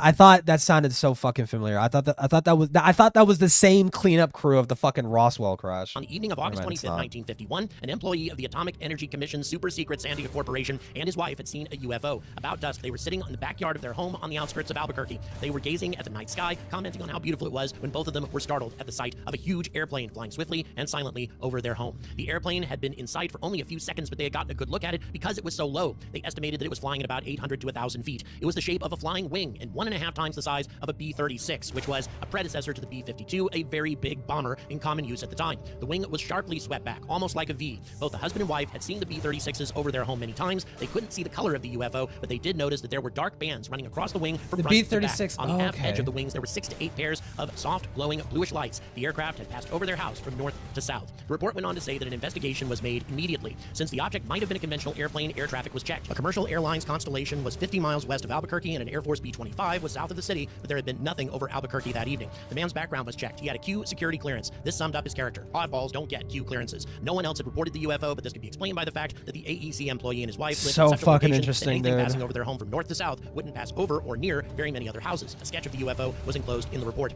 I picked up the letter from Lubbock Next. It was a thick report, and from the photographs that were attached, it looked interesting. I thumbed through it and stopped at the photos. The first thing that struck me was the similarity between these photos and the report I just read. They showed a series of lights in a V shape, very similar to those described as being on the aft edge of the flying wing that was reported from God, that's so fucking cool. Oh my god, dude, it's like, and this is new. These photos are new. These were newly released.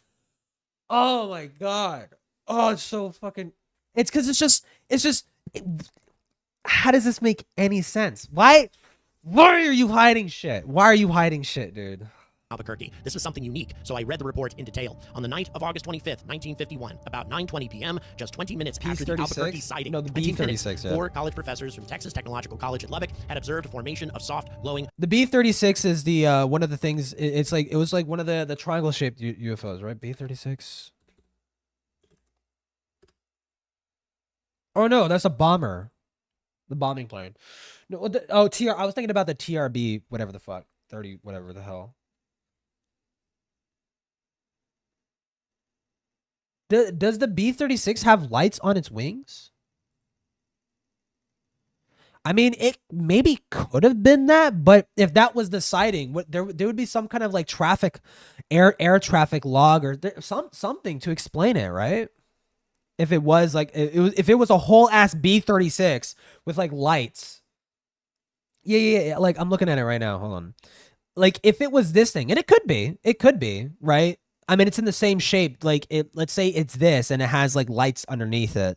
And this thing was flying overhead, and maybe they didn't see the whole like what the fuck you call this, the cockpit or whatever the fuck. Like they didn't see that. They only saw like the wings and the lights and stuff like that. But like there would be like traffic. There would be like some kind of air traffic log that they could refer to. Here it says 1.5 bigger. I mean, that it could be a mistake. It could be a mistake. I mean, 1.5. I mean, that sounds kind of arbitrary, right? Like, how would you know from that distance? I mean, couldn't you? Aren't you kind of like spitballing it a little bit?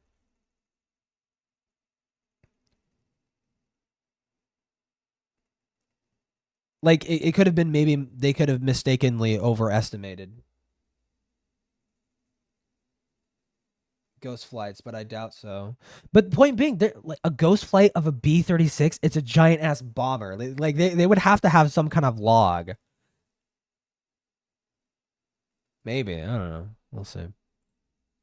Bluish-green lights pass over their home. Several hours later, they saw a similar group of lights, and in the next 2 weeks, they saw at least 10 more. On August 31st, an amateur photographer had taken 5 photos of the lights. Also, on the 31st, 2 ladies had seen a large wait. Hold on. They said they saw more? Like it happened? This was like repeated? 4 college professors from Texas Technological College at Lubbock had Wait, observed 4? a formation of soft, glowing, bluish-green lights pass over their home. Several hours later, they saw a similar group of lights, and in the next 2 weeks, they saw at least 10 more. On August 31st, an amateur photographer had taken 5 photos. I thought it was only the one. They saw it like multiple times? Of the lights. Also, on the 31st, 2 ladies had seen a large aluminum-covered, pear-shaped object hovering near a road north of Lubbock. The report went into the detail of these sightings and an enclosed set of the photos that had been taken. The report in itself was a good UFO report, but the similarity to the Albuquerque sighting, both in the description of the object and the time it had been seen, was truly amazing. I almost overlooked the report from the radar station because it was fairly short. It said that early on the morning of August 26th, only a few hours after the Lubbock sighting, 2 different radars had shown a target traveling 900 miles an hour at 13,000 feet on a northwesterly heading. The target had been observed for 6 minutes, and an F-86 jet interceptor had been scrambled, but by the time the fighter had climbed into the air, the target was gone. The last— Wow, dude, I learned. Oh god, I love it. Okay, so no, that confirms it's like, okay, this isn't ours. That basically confirms, okay, no, it's not ours. Whatever that was not the United States military's. Because why would you need to call in? Why would the military need to call in to fucking intercept this object? Wouldn't they just know that it's theirs? I mean, there is a YB-49. It flew until 1951, but this was seen in 1951. Well, you said YB-49. Yeah, I'm assuming if I type it. Oh, this thing? I mean, it's super fucking triangle shaped. Jesus. It could have been this. But there would be logs. Why would you need to intercept this? Why would you need to intercept this thing?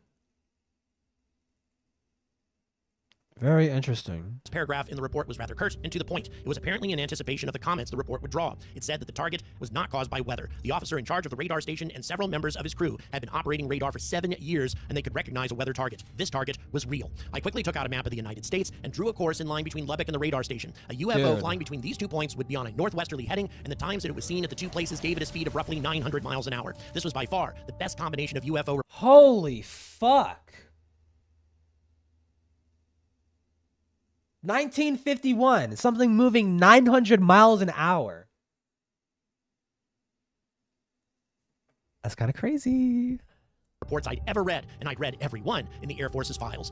To be fair, Femi, there is such thing as pretend enemy exercises, forgot the name, where you have friendly forces pretending to be, well, then that would be disclosed after the fact, right? That would have been disclosed after, but it wasn't. So what the fuck? Right? First thing I did after reading the reports was to rush a set of the Lubbock's photos to the intelligence officer of the 34th Air Division in Albuquerque. I asked him to show the photos to the AEC employee and his wife without telling them what they were. I requested an answer by wire. Later the next day, I received my answer. Quote, observers immediately said that this is what they saw on the night of August 25th. The next day, I flew to Lubbock to see if I could find an answer to all these mysterious happenings. I arrived in Lubbock at about 5 p.m. and contacted the intelligence officer at Reese Air Force Base. He knew that I was on my way and already had set up a meeting with the 4 professors. If a group had been handpicked to observe a UFO, we couldn't have picked a more technically qualified group of people. They were Dr. Robinson, professor of geology. And this was Ruppelt. This was Edward J. Ruppelt's account. Fuck me, God, this is so interesting. Dr. Oberg, professor of chemical engineering. Professor Ducker, head of the petroleum engineering department. It's so interesting. It's so interesting to me because I'm so used to, like, very early on when I was like casually browsing UFO stuff, I was so fucking used to like everyone being a fucking insane person, layman, didn't know what the fuck they were talking about, complete fucking retards. But these are like highly professional, highly trained, very intelligent, very professional people. And they're like conducting this professionally and like taking it seriously. It's just, oh. Professor of physics. This is their story. On the evening of August 25th, the 4 men were sitting in Dr. Robinson's backyard. They were discussing micrometeorites and drinking tea. They jokingly stressed this point. At 9:20, a formation of light streaked across the sky directly over their heads. It all happened so fast that none of them had a chance to get a good look. One of the men mentioned that he had always admonished his students for not being more observant. Now he was in that spot. He and his colleagues realized that they could remember only a few details of what they had seen. The lights were a weird bluish-green color, and they were in a semicircular formation. They estimated that they were from 15 to 30 separate lights, and that they were moving from north to south. Their one wish at this time was that the lights would reappear, and they did. About an hour later, the lights went over again, and this time the professors were a little better prepared. With the initial shock worn off, they had time to get a better look. The details they had remembered from the first flight checked. There was one difference. In this flight, the lights were not in any orderly formation. They were just in a group. The professors reasoned that if the UFOs appeared twice, they might come back. And come back they did the next night, and apparently many times after, as the professors made 12 more observations during the next few weeks. And for these later sightings, they added 2 more people to their observer team. The professors were not the sole observers of the mysterious lights. For 2 weeks, hundreds of other Wait, no. Oh, no. Oh, no. I do recognize this. I do recognize this case. Okay, I'm just the photos. The photos makes it feel like it's a new thing, but I do remember hearing about this. People from miles around Lubbock reported that they saw the same lights. The professors checked many of these reports against the times of the flights they had seen and recorded, and many checked out as being close. They attempted to question these observers as to the length of time they had seen the lights and angles at which they had seen them, but the professors learned what I already knew. People are poor observers. Naturally, there had been much discussion amongst the professors and their friends as to the nature of the lights. A few simple mathematical calculations showed that if the lights were traveling very high, they would be traveling very fast. The possibility that they were some kind of natural phenomena was, of course, discussed and seriously considered. The professors did a lot of thinking and research and decided that if they were natural phenomena, they were something altogether new. Dr. George has since died. As a matter of fact, by this time, all of these men have died, studied the phenomena of the night sky during his years as a professor at the University of Alaska, and had never seen or heard of anything like this before. This report... Fuck me, God, this is so fucking cool. Well, as professionally as we saw something out of the corner of our... Not the they saw it corner... They saw it multiple fucking times. What the fuck are you talking about? See, you do this all the time. You always fucking downplay this fucking shit. Goes on for a considerable amount of time, covering a lot more information, a lot more... They didn't see it out of the corner of their eye. They made like a constant observation, multiple constant observations of this thing. Of these lights that I cannot fit into a single video, unfortunately. But here's the final conclusion. We'll start with what is, in my opinion, the most ridiculous explanation, and that is the idea that these were actually migrating birds, perhaps migrating geese of some kind, and this was reflected light off of their bellies and wings. However, many efforts were made to try to reproduce these photographs by photographing birds at night, and no one has ever been able to recreate these photographs utilizing birds. The first time they saw very it? Unlikely. Okay, cool. But they saw it multiple times. So what's the point? What's the point of like being contentious about that? To me, and yet this explanation remains very commonly talked about in UFO debunking books around the world throughout history. But in addition to that, there was another group, the only other scientific group outside of Project Blue. This was like a repeated thing that was brought up by... Dude, I hate... Dude... It's one thing to be reasonably skeptical. It's another thing to be just a fucking nitpicking retard. Like, are you fucking... These people were actually seriously insinuating that these were birds? At night, and no one has ever been able to recreate these photographs utilizing birds. It seems very unlikely to me, and yet this explanation remains very commonly talked about in UFO debunking books around... It's so retarded. It's so fucking stupid, dude. These people fucking suck. The world throughout history. But in addition to that, there was another group, the only other scientific group outside of Project Blue Book. I would not be against a rational, reasonable, natural explanation if it matched, if it made sense with the sighting. But it doesn't. So stop insinuating that it does. These people like that annoy the fuck out of me, dude. Complete case of the Lubbock Lights, and this was a group that, due to their association with the government, because it's just poison. Because it's just well poisoning. You're just well poisoning the entire conversation, and nobody's ever going to actually find out or know what this thing is, because people like that pollute the conversation with just retarded shit. Those people are just as annoying as people that see a literal weather balloon and insist that it's a fucking UFO. That insists that it's like an alien object. Both of those people are equally as annoying as one another. Blue Book's files. These people were not pulp writers or wide-eyed fanatics. They were scientists, rocket experts, nuclear physicists, and intelligence experts. They had banded together to study these reports because they were convinced that some UFOs that were being reported were indeed interplanetary spacecraft, and the Lubbock series was one of these reports. Well, sure, eyewitness is always going to be scrutinized, like reasonably scrutinized, right? You obviously can't absolutely purely trust eyewitnesses always, right? People oftentimes insert details of things. Right, like I know about the psychological studies. You realistically can't absolutely. Your memory is as trustworthy as the other guy's memory, right? Like you can only trust your memory as much as you could trust other people's memory, right? Which is like to say, not really at all. You know, I mean, sure, you could reasonably, like the day-to-day, it's like, did I wake up and I go into the fridge and drink a fucking Capri Sun juice box or some shit? Sure, you could probably trust that you did do that, right? But when it comes to like more serious like things, like did I fucking see a flying saucer or not, right? Usually people, when it comes to the details of said flying saucer, those kinds of details are like usually missed or overlooked, or details are often inserted. Because people are digging deep into their brains and they're trying to figure out what exactly they saw, and they might be over-exaggerating, under-exaggerating, or completely leaving out important details, right? You know, not intentionally too. But yeah, cooking a quesadilla with Mexican Chihuahua cheese This is the best cheese for quesadilla. It melts better than Monterey Jack. Nice. No explanation is always going to match 100% due to the nature. We can't exactly replicate the events. Just make reasonable as possible explanations. Yeah, and just like people and just skeptics that want to quote unquote skeptics that want to sit there and insinuate, nah, it was birds, even though it doesn't make any fucking sense. It's just stupid. The fact that the formations of lights were in different shapes didn't bother them. In fact, it convinced them all the more that their ideas of how a spaceship might operate were correct. This group of scientists believed that the spaceships, or at least the part of the spaceship that came relatively close to the Earth, would have had a highly swept-back wing configuration. And they believed that for propulsion and control, the craft had a series of small jet orifices all around the edge. Various combinations of these small jets would be turned on to get various flight attitudes. The lights that various observers saw now they're differed just in arrangement speculating, because honestly. the craft was That's flying just in different speculation. flight attitudes. And 3 years later, the Canadian government announced that this was exactly the way they had planned to control the flying saucer that they were trying to build. They had to give up their plans for the development of the saucer-like craft, but now the project had been taken over by the U.S. Air Force. However, in spite of all of the compelling information in regards to this encounter, Edward Ruppelt threw a lot of cold water on the whole case in the final paragraph of his report. Quote, personally, I thought that the professor's lights might have been some kind of birds reflecting the light from mercury vapor street lights, but I was wrong. They weren't birds, they weren't reflected light, but they weren't spaceships. The lights that the professor saw, the backbone of the Lubbock Light series, have been positively identified as a very commonplace and easily explainable natural phenomenon. It is very unfortunate that I can't divulge exactly the way the answer was found because it's an interesting story of how a scientist set up complete instrumentation to track down the lights and how he spent several months testing theory after theory until he finally hit upon the answer. Telling the story would lead to his identity, and in exchange for his story, I promised the man complete anonymity. But What? That's fucking ridiculous. What? That's fucking stupid. What? he fully convinced me that he Guys, trust me. We totally have a natural explanation as to these lights, but I can't tell you because I promised to keep it a secret.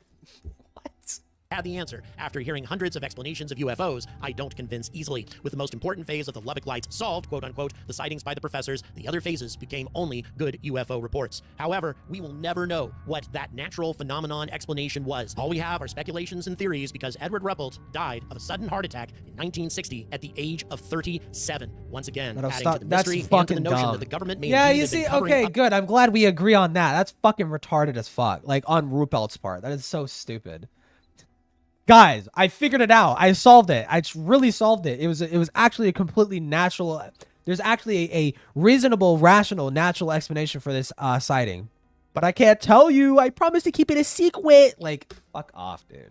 Up these incidents for decades, more than half a century actually, and also given the striking similarity between the Lubbock Lights incident and of course the Phoenix Lights and the craft that was described by Oh, it's so interesting. God, it's like, okay, now it's like, you know what? I believe it. I believe it. I believe it. I believe it. The Phoenix Lights is the same fucking thing as the Lubbock Lights. It's the same fucking thing. It's the same object. I believe it. I believe it. I believe it. They're so fucking similar. They're so similar, dude. Many observers in that particular incident, that makes the Lubbock Lights incident even more compelling in my opinion. And there's one more spook. Because the Phoenix Lights is more interesting because thousands of people witnessed it. Thousands of people witnessed it all across the state over the course of several hours, right?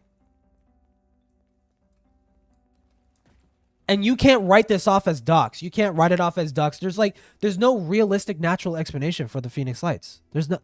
I mean, if it is man-made objects, and it probably could be, what the fuck was it? It looks like a boomerang. Yeah. Well, that photo is a recreation. The photo is a recreation.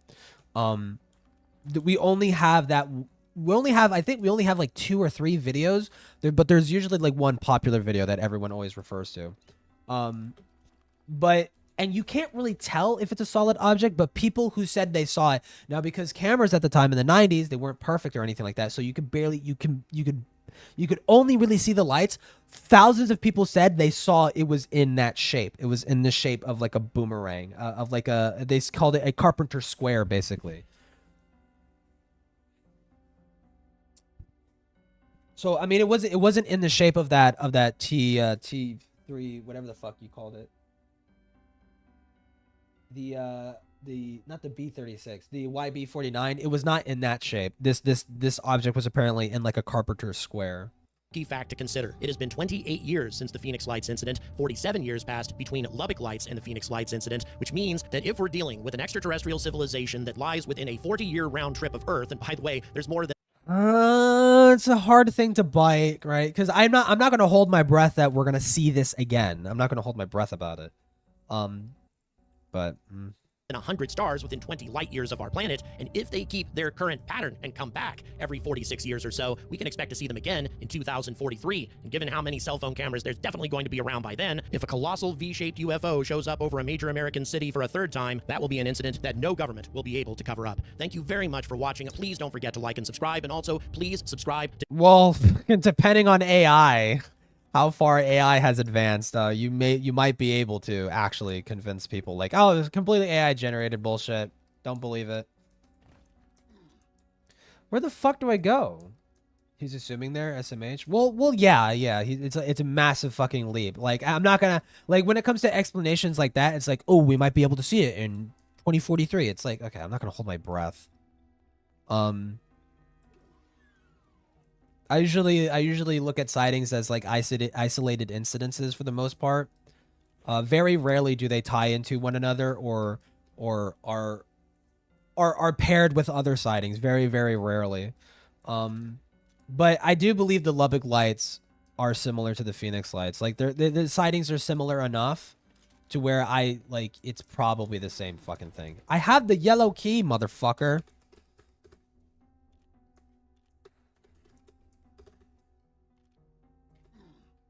I have the yellow key. I don't get it. Did this map? Oh, God. I don't know. Fuck. You know what? Fuck TNT. I hate TNT. TNT I always get lost in TNT, dude. I want to say at 10. I mean, I might want to leave now. I might have a video for you to watch that is about Doom. I mean, what is it about exactly? Dude, this is why I like Classic. I like the Doom 1 and Doom 2. I mean, I get lost in Doom 2 sometimes, but I like a Classic Doom. I like Classic Doom because of fucking whatchamacallit.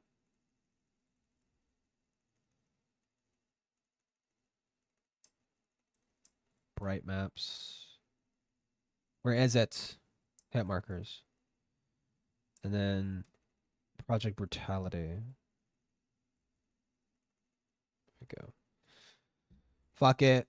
Dune 1 again for the 900th time. Bring back VR chat reacts for once. VR chat, like watching VR chat videos. I mean, look, if the night, if I go bar hopping and it's fucking lame and boring, then I'll do it. Sure. I think Shark's adorable. Thank you. Cool. Based even.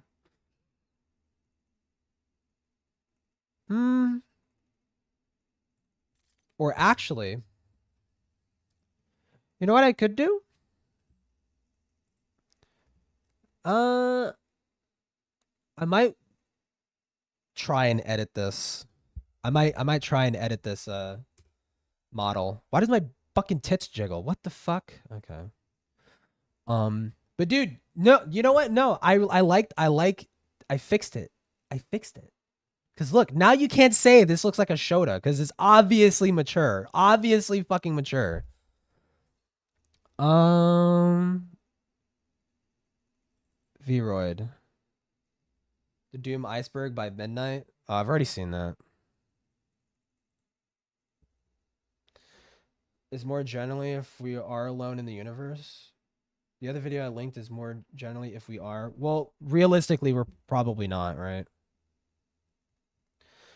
Oh, I guess I could show this. I might as well show this. Fuck it. Window capture. Or it's really game capture. I could show this. Right? Can I show this? Yeah, there you go. The Shota was the GOAT, not this avatar. I like this one, okay? Now, see, wait, why are there tits? I thought I shrunk that. Okay, now I need to fix that. That's probably why it jiggled. Body. I tried to shrink this because obviously I want it flat chested. Chest size. Shrink it. I need to make sure like it's not like, because like sometimes it gets caved in and it looks fucking weird. Okay, no, there we go. Looks good. See? Boom. Fix that. Okay, now the mouth. I feel like the mouth is too big. AVGN Doom? I'm not too interested in watching Doom videos.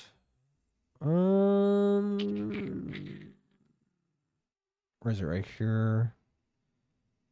Facial expressions? No, it's really right here. Mouth. Mouth width. Yeah. It doesn't need to be like that huge. Just like that. Boom. Done. Fixed it. What about this video? If Apple sold guitars? Nah. I want to watch. I'm only interested in stuff like aliens, or like fucking drama or something that I could like react, like actually react to, not just like, wow, that's cool. Wow, that's crazy. Wow, that's interesting.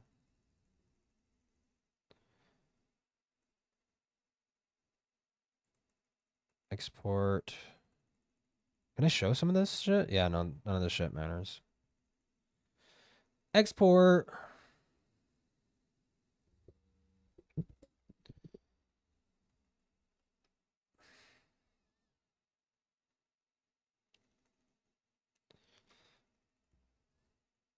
It's taking fucking forever. Yes, replace. And then also, I do want to do this too, because I have like another model of this, except with like a different outfit. Dude, oh my god, we could play dress up. Hold on, let me get some music. Trump was wrong about the New Jersey drone crisis. UFO blowers.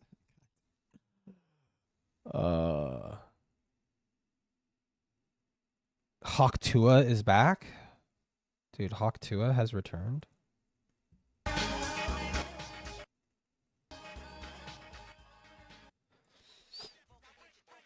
I spent like a decent amount of time like retexturing the fucking gloves and the pants and shit. Tops. Presets. It was like a turtleneck looking thing. Yeah, this thing. See, look, that looks cute. But I do want to cuff tightness. Yeah, I wanted to like do that. V-Roid as well. V-Roid, I remember when V-Roid used to be like so fucking scuffed. Now it's actually like pretty good. Shadow Warrior? I don't know. I've never played a Shadow Warrior. I've only played Doom. I know I need to play Duke Nukem. And I need to play Shadow Warrior as well.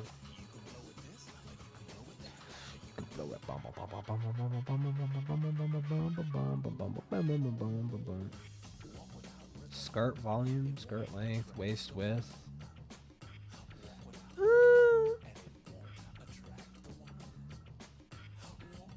Like that.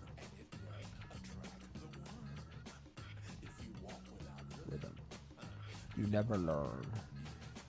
Don't get ya.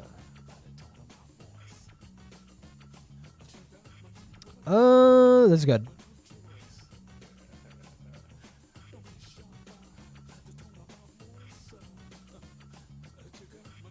Yeah, you can see the whole thing. See, like, I got white shoes, too. And then I named it Neck. I need to find a femboy boyfriend someday. I'll always say this, don't be in a rush. Don't ever rush into relationships. It's just a bad idea. You could blow with that. You could blow with this. You could blow with that. You could blow it. Should I build my own ghillie suit? I mean, sure. Alright. See how big the mouth is? Well, and then wait.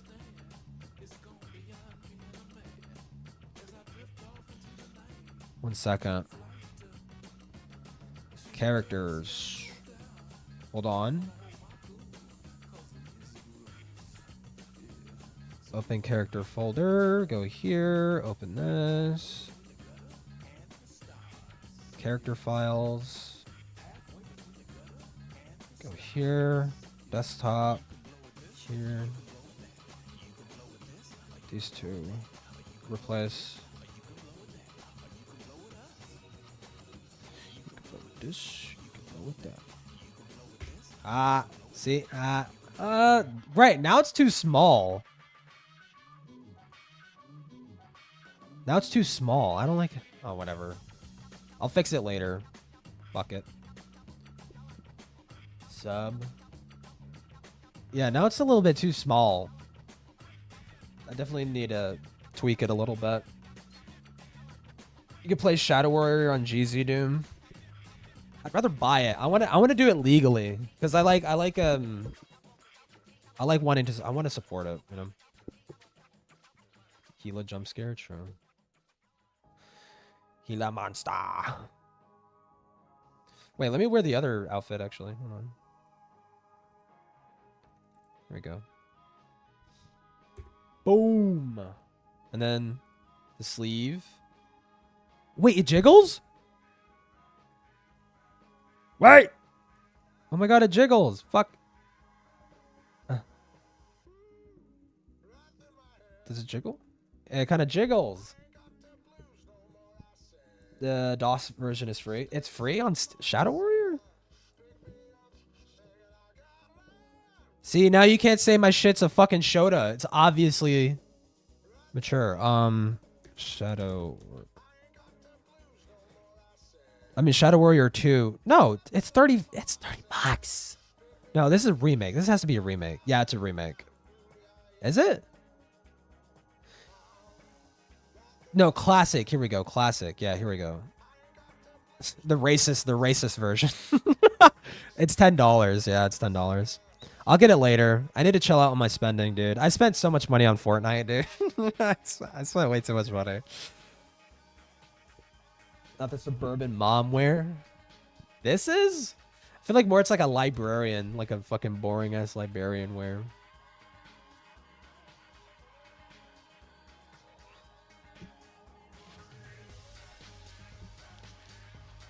Okay, let me see.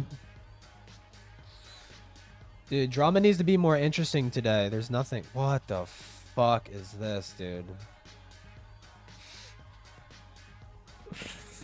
Vosh, the irony, armor, and the vapid chauvinist within the trans sports ban. The Mary Chu uploaded a video. I have very mixed feelings about the Mary Chu. I mean, they just come off as like a self-hating turf. But at the same time, they say like base shit. I'm like, yeah, dude, that's actually so true. I kind of wish like community was like a lot more critical, they more so say like, you know, the trans community needs to be more critical thinking, you know, a little bit more like honest about like the studies and stuff like that, and how like it's not like when it comes to something like puberty blockers, like it's not as conclusive, but the at least the online community at large is like, no, it is conclusive. It's perfectly safe and fine and blah blah blah. And it's like, no, it's not. Okay, let's be a little bit honest about it. Mary Chu, like Mary, it's like a riff off of Mary Sue. It's this person. Let me see. Yeah, it's this person. The Mary Chu. They're basically like a they're like a trans person that went through. They used to be like a woke scoldy kind of trans person, but then they got like black pilled or some shit, and they used to be like a super fucking turfy kind of person. But I'm noticing they're sort of like moving away from that a little bit. So good for them, I guess. But yeah, Just a Robot never ends. Jar did another thing? Why?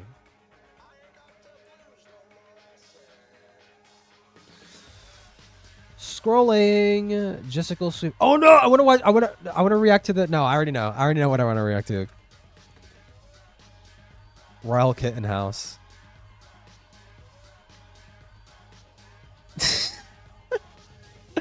This fucking brow drama. The person waiting is a fan from. This brow drama is so fucking dumb, dude. Well, I mean, do I want to react to this? I mean, like, it's...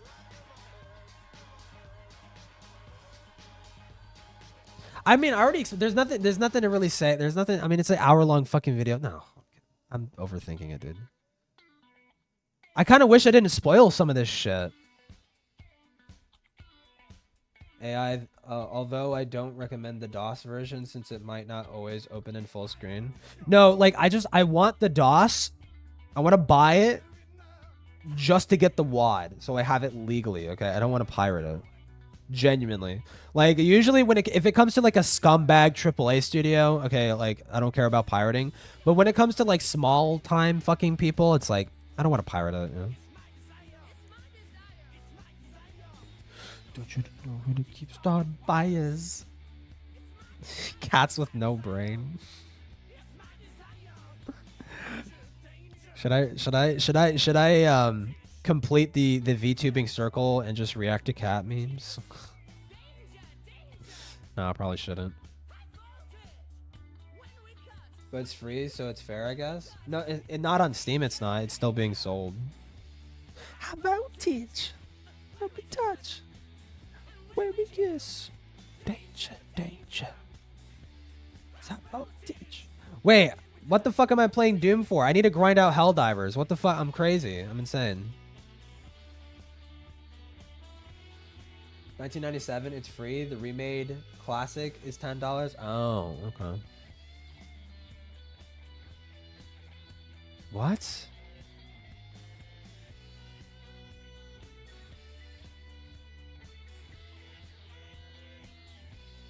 Put on several clips. Well, I just want a video that I could react to.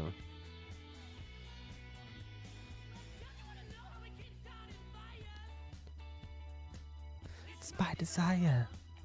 It's by desire. To keep starting fires.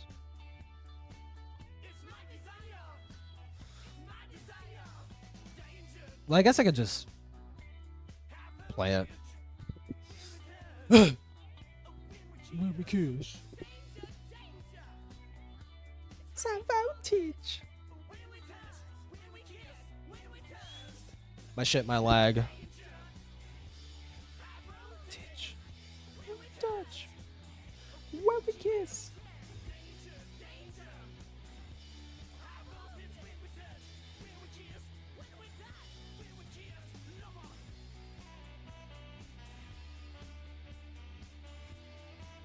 What is Dickers doing? Oh, he's still watching? I stopped being friends with Himpleton, I think. Oh! Drama. Drama alert! He's talking, Dickers is talking to Morale. Which I don't know how Furin assumed that there were nudes involved, or why he thought... Hold on, when did Morale join? What? You thought? Wait, that was actually awesome. I can't believe that worked. Okay, bitch. Okay, bitch. I'll Magnum PI your ass in half, nigga. Goddamn. Every crypto lib in this space be like, I like. Huh? I think he's funny. Oh, I got a new thing, I guess. Lib? The fact that I was able to break your shield with a pistol before you were able to kill me with a fucking banshee is pretty. 50 kill, Wait, retard. it's pretty pathetic, dude. In his chat. Just saying. Holy Pretty fuck, pathetic how you he's just so got loud. fucking whacked. Why are they so loud? Is he gonna talk to Morano? Himpleton is based. Sure. No, that's my new norm. Stop. Oh, Joe's getting on. You're stealing my new. Oh, no. Hey. Okay, Morano joins right here. What are we thinking about this? Oh, I need to analyze my frames real quick. In what sense? I think he might have left it a little bit too long. It's too low. He's probably whatever comments he was gonna get, he's gonna get them for much longer. Because this is the public perception of him now, right? All of like the dramas and the lyric stuff and the, you know, the blackmail. Infinite in stuff, 2025. You know? They're playing classic That's Halo. all everyone is gonna know him for now. I don't know. You think it's good? You think it's a good stream that he's doing? How to clear my throat. I mean, it's just a chill gaming stream, all my right? eyes He's not melted. doing. Look, I cannot be one to talk about the quality of someone else's How much content, did you watch? okay? How much did you watch of this? I kind of. Well, I can't either, but I will. I kind of like, you know, watched maybe the first half an hour pretty, pretty well, and then after that I kind of skimmed Looking pretty through snazzy, it. dude. Yeah. Hmm. Well, did you watch the whole thing? It seemed I want to give you my game theory. Okay. Okay. Were you around for the Himpleton stuff? I don't know how long you've watched this part of YouTube. Were you around for that? I've watched this part of YouTube, but I You never didn't watched see it Himpleton. happen. You saw it. Helmet kind of Okay, basic. so I mean, you I don't kind of know wish. about really anything. I wish they did something with the visor instead of just making it black. Like they could have made it red or like blue. About what he's done. Not particularly. Ooh, Morale gives a breakdown. Okay. Get the breakdown. It seems like to me, right? Mm-hmm. It seems like to me, Himpleton is convinced that people only like him for like the schizo bit, right? Right. I mean, yeah. So he's trying to do that. Did you watch the lyrics call? I did watch the lyrics call. Yeah. Like twice in that call, he had to break the bet, and he's like, "Oh, I'm just joking around with you. Like I'm just joking. Like I'm just playing it up." Yeah, I know. So it seems like he can't even stick to the bit. He can't even stay on the bit that he's trying to do. Like when people are like, "Oh, you're," because he's still egotistical. 100%. He's still egotistical. He's still. Some part of him still wants to acquire like YouTube fame. It's like, dude, that ship has sailed. being weird or whatever, right? Even though that's the bit, right? His response to that isn't like, "Yeah, I'm a fucking freak. I'm gonna go crazy." His response to that is, "Wait, no, it's actually a bit. It's actually a bit." You got dicked. Yeah. Okay, bro. hold You're on. getting too big for your boots. That's his Ask dono Mara if you've sound. seen your tier lists that are objectively better than Marcus's. The man who was objectively his Smith. Nate tipped $5 through interesting, Super actually. Chat. Hello. Thank you for Ask five, Mo mate. if Hess Do you seen think your that tier Marcus is lists your that are Smith? objectively better than Marcus's. The What man does who Smith is objective. mean? What does that mean? You know do you think? Smith's Mr. Girl Guy? I know Smith. What do I think it means? I don't. Well, I haven't seen your tier lists. if Okay. that's- Oh fuck, we're getting fucked. But I have don't you know seen- what I don't know what my Smith means. Have you seen the The Marcus's what? tier lists? The Meridian Singularity is moving. He's so anti-content. You'd think he'd be pro-content too, but he's not. Yeah, very odd. What do you mean? I don't know. I'm talking about Himpleton. Oh, okay. Gathering Dark Energy. I'm not talking about you. I don't listen. You're fine. I like your streams when I tune in. Why is Raw Kent But what do you think about that? It seems like he's trying to do the bit, but he can't even commit to the bit that he's trying to do. I think the problem is you can do. Yeah, I think I agree. You can Oh, do like shit. zany, wacky. 73,000 bits like people that, are which here basically right looks like now. character comedy, Jesus. right? But then Fucking if hell. you break it to then say, "Oh, you know, I'm only joking though. I'm only joking." Like though. we're okay. You watched the Drinking e-girl, again? the I'm not drinking e-girl yet. Fucking Discord call with me that I had like yesterday or 2 days ago, right? Yeah. Like imagine if just in the middle of that I like just went super serious and I'm like, "Guys, you know I'm joking, right?" Like, True, yeah, just that would- ruined it. that would've would ruined that it. would have fucked with the dynamic. That would have just made it like not funny. Well, not only would it have not made it funny, it also would have just exposed that you're insecure. Yeah, If I did that like a few times, I'm like, I'm joking, but like what I'm saying right now is a Guys, bit. Like I'm joking I right now. promise I'm joking. Like you have to commit, Please or else trust it just me. fucks it up, and it seems like he's not willing to commit. I think he wants to True. commit, but the problem is, I think he wants to commit, but the problem is he probably cares a little bit too much about how Lyrics actually perceives him, especially when he talks later that he's a little annoyed that Lyrics, you know, Doesn't like me. well, Lyrics seems to have He doesn't like me. genuinely thought that Himpleton was crazy based on apparently a few jokes that he made, pretending to be crazy, and so he's probably already like To aware a of drunk that and violent dynamic, friend, do you know bro. what I mean? I drank water Yeah, so and far. it's like I don't know how you can So far. how you can be annoyed with that when you've kind of like this is obviously the bit you're trying to do, right? Mm. And then like even bouncing off that, he's doing like research streams for like Wendigoon-esque content. Like I'm Okay. I mean, if he like, wants I'm to do sure, that. like Wendigoon is a big enough creator to where if he were to live stream his research, people would watch it. Yeah. But generally, who the fuck cares about the research for the video? Like, Well, probably a small amount of people, but I mean, let him do what he wants, I guess. I don't know. you specifically don't want to stream that because if you're streaming everything about the video that you're making, nobody's gonna watch the fucking video. Yeah, you've already streamed. That's not entirely true. I can imagine like the research process. The research process is definitely a boring process to watch, but obviously it's not like people might know what'll be in the video, but how it's presented too is also an important factor, right? Yeah. I mean, I got him to deafen and leave Halo. Oh, is he crashing out? What? Oh, Is he? uh-oh. Because Ryler was I'm trying gonna to pull it work up. it. That's why I hid the chat, because I didn't want to do like a weird fucking.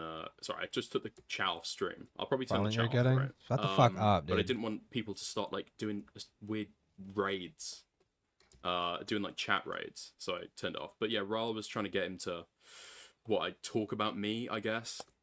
Being too much of that faggot Let harlot me yes. stream it to you. I don't Why is he think so definitely- aggro? All you guys are Well, lacking so far, Kristen, dude. I think. You guys are lacking. Also, like another aspect of this, which this is admittedly a little more soy than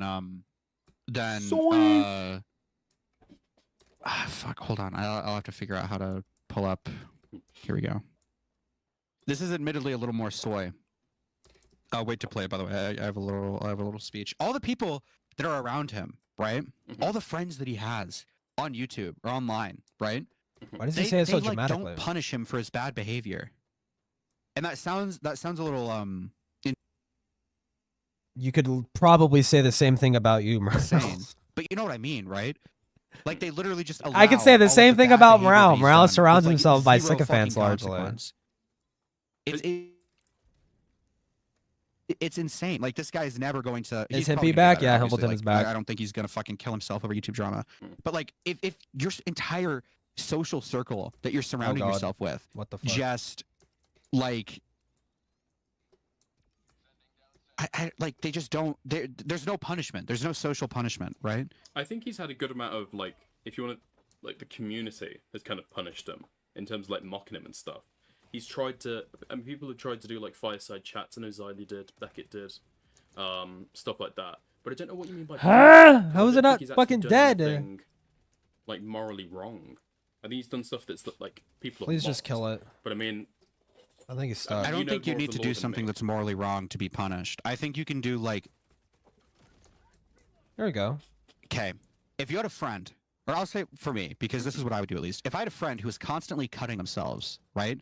Like I would do something. I'd be like, dude, you gotta stop. Like this is not good. Please And I don't cut yourself, bro. Want Don't do to it, bro. associate with you if you're going to continue to do like obvious self-harm behavior, right? Wait, what? And I feel like nobody's really. That's your way of prevention, dude. If you keep cutting yourself, I'm not gonna talk to you anymore. Like Jesus Christ! Oh my God. Okay. Fuck it all. Like everybody's tried to do that, like all the fireside chats, whatever, right? But Himpleton's never like fixed any of the issues, and nobody's 'Cause he's an been, egotistical like all of his friends just retard. fucking stick by him. Like there's no social punishment. Lyrics and save him. to- Him and to Lyrics stop already the way that talked. He's He hates acting. Lyrics now. Do you understand what I'm trying to say? yeah, yeah. I guess like Gamma's been punished. Yeah. Yeah, I do know what you mean. Like there's no way in my mind that he's going to get like better or whatever, right? And I'm doing like the weird psychoanalysis someone who can bullshit, free and it's me, kind of bruh. soy, but like there's no way that he's going to feasibly improve if all of his friends just stick by him and like defend him all like the time soy. and like can basically essentially gaslight him into thinking that what he's doing is like socially acceptable, right? Well, I think there's a difference between like. Am I too- How am I is too off the rails Morale? with this one, do you think? Okay, Am am I I too the only one who finds it a little fucking ironic that Morale's the one who's saying this? Like this is coming out of his fucking mouth. Like, why am I the only one who's finding that a little ironic? rails? I think people like Beckett are like too gone. Yeah, he's not too really far. friends, but they're like content creator friends, right? Like you and me, Acquaintances. me and Aiden, you and Aiden, content creator friends. When I say right? friend, I'm speaking colloquially. I'm like people that obviously online friends only go so far. You know what I mean? You know what I mean? I do Am I know too what off the rails? But I think Chris and people like that defending him publicly, I don't know what their thing is in the background. I don't know if they're like guarding him and stuff. They seem to be ribbing him. They seem to be kind of like mocking him over it.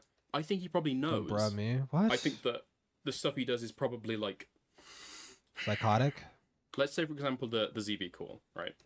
he spoke about that earlier on, right? And apparently that was just as a result of I love how these mental motherfuckers health just tank everything that comes incidents. that just hits Right. them in the face. Because I thought it was like intentional. He was trying to do like weird gay ops or something. That's what or it trying seemed to like, yeah. Turn the tables and like get ZV to make. Please, say like, he something tried to make embarrassing, ZV look right? psychotic, But which is it like sounds that was just ZV's a already genuine psychotic. Like, what? I You're don't just. know how much of your What are you friends doing? talking to you is going to be effective on top of all the existing like social drama.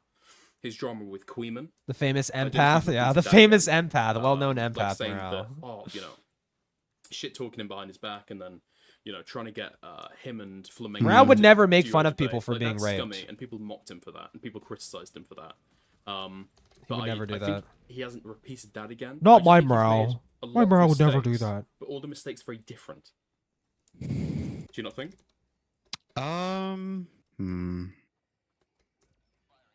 I don't know, Dickers. I see this stream, and in my mind's eye, at least, I look at this and I'm like, oh, like, nothing's changed. But I suppose maybe I'm not the best judge here to determine that. Maybe. Yeah. What was the drama with you and him? Oh, Did you- motherfucker. Were you initially like a co-host on his, or like a guest, frequent guest on his stream? He would stream in the general chat, so I would just join and like hang around while I was doing editing commissions and stuff. Right. Or doing like YouTube related, like I would just join for background noise basically, and I would just shit post and try to have fun. And there were a few times where he had like crash outs on his stream, and I would cause What? them. Oh my It was God! just kind of funny. I would be like, okay, like it's whatever. I don't really care. And he took them a lot more seriously than I would. Like he like apparently was like shit talking behind the scenes and stuff. Oh yeah, true. And he would keep like lying about shit. That which yeah, I- that was a big I part just of the didn't- drama. I Yeah, don't know. I Hamilton don't would want lie a to bunch. associate with someone who's just gonna fucking chronically lie all the time. About you, or just in general? Which I know is a. What was that? Lie about you, or just lie in general? Lie in general, because I just don't like lying. I try not to lie. Try not to I lie. feel like I'm fairly honest. Like if you Fairly were constantly honest, just lying for some reason, I probably wouldn't talk to you. I Didn't just think that's smear weird. a guy for being a pedophile just and he just because he's a kept weird lying. furry or anything. And like I No, forget I'm not what was talking about actually me. the I'm crux talking of about it. someone else. But he just said one thing, and I'm like, dude, you're just lying. That's Morale, not how it Morale happened. never And he's made a like, genuine attempt no, to smear that's me. It wrong. was just fucking jokes. Would he ever eventually own I'm up like, to it? Oh my fucking Obviously, God, dude. it's This in shit. abstract. I don't know if he ever owned up to it, but I think other people in the call were defending him at the time. And then I think one or two of them came to me after Himpleton's crash out. They're like, hey, like, in retrospect, he was actually lying about that. You're right. And I was just like, dude, I'm done with this. And I just left his server. I don't even think... Dog words? Never gonna SI victims? Yeah. I might have been I forget exactly what happened, but I was just like, I'm done. I'm not... Because, like, it was at the... Dude, this guy's, like, fucking crashing out on live stream. He had, like, a Halloween stream where he crashed out and he had to private it because he was scared of becoming a lol cow. What? He was like, dude, if people see this stream, I'm going to become a lol cow. Oh, my God. And, like, he would just... There's just a lot of weird shit that he did. And I was like, okay, like, this is kind of my straw. I don't want to deal with the lying. I don't like it. It's kind of weird. I'll just go do my own thing. So what do you think? Like, and then the I social think... dynamics of like doing streaming is like just too much, and it I don't know why continues to, people like, aren't big spawning. Dude, emotional doing this shit reactions. solo is So just if so he's gonna impossible. make videos, maybe just make Actually. videos and then don't do live streams. Would that be? Your, I think for most people, you kind of have to do one or the other. I don't know if this is specific to Himpleton, but I think most of the time you got to kind of pick.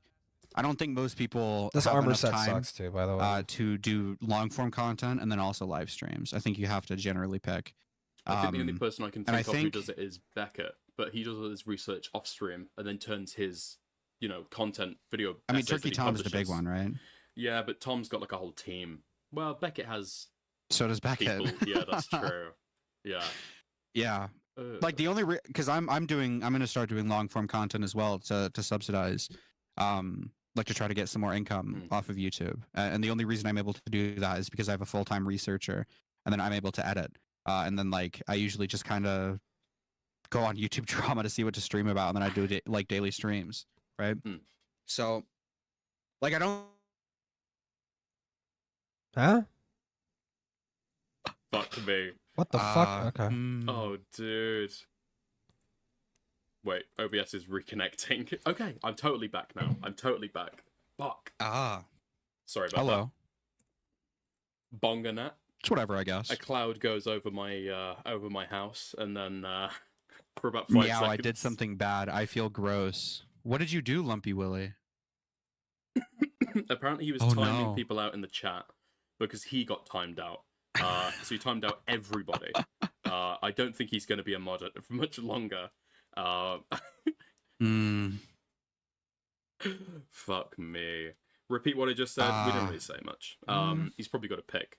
Yeah. Did you? I was gonna watch it, but obviously I've got like personal issues with the guy, so it's not to A-log. It's just kind of see what he's back. But if you want to take an own flavor to your thing, to Claire, my personal issues only go so far. Like, I think he's kind of fucked up in some places. I think he's a little weird. I just think he's someone that I don't really want to be like personally associated with. I'm gonna be like, if he DM'd me and was like, "Let me come on stream," I'd probably let him. Like, I don't care. It's just not someone I want to like hang out with off stream. You know? Yeah. Like my personal issues only go so far. Like, I'll have most people on stream if it's entertaining. This is just like kind of where I draw the line, where it's like, I don't really like you. I don't really want to hang out with you off stream. That's kind of where It's hard to where it match stands. this helmet with That's fine. anything. We can watch the stream at the same time then, if you'd like. I'm watching your screen share. Yeah. Oh, sick. Sorry, I didn't. Yeah, because you're okay. So I'm guessing. Okay, well, if that's all they're gonna do, then fucking I don't care. I don't care. What is it, 10? It's drinking time. You know what that means. It's drinking time. I'll come back and do Helldivers later. Don't you know how to keep starting fires? I'll BRB. Put the Helligan armor on. I don't know, whatever. BRB and like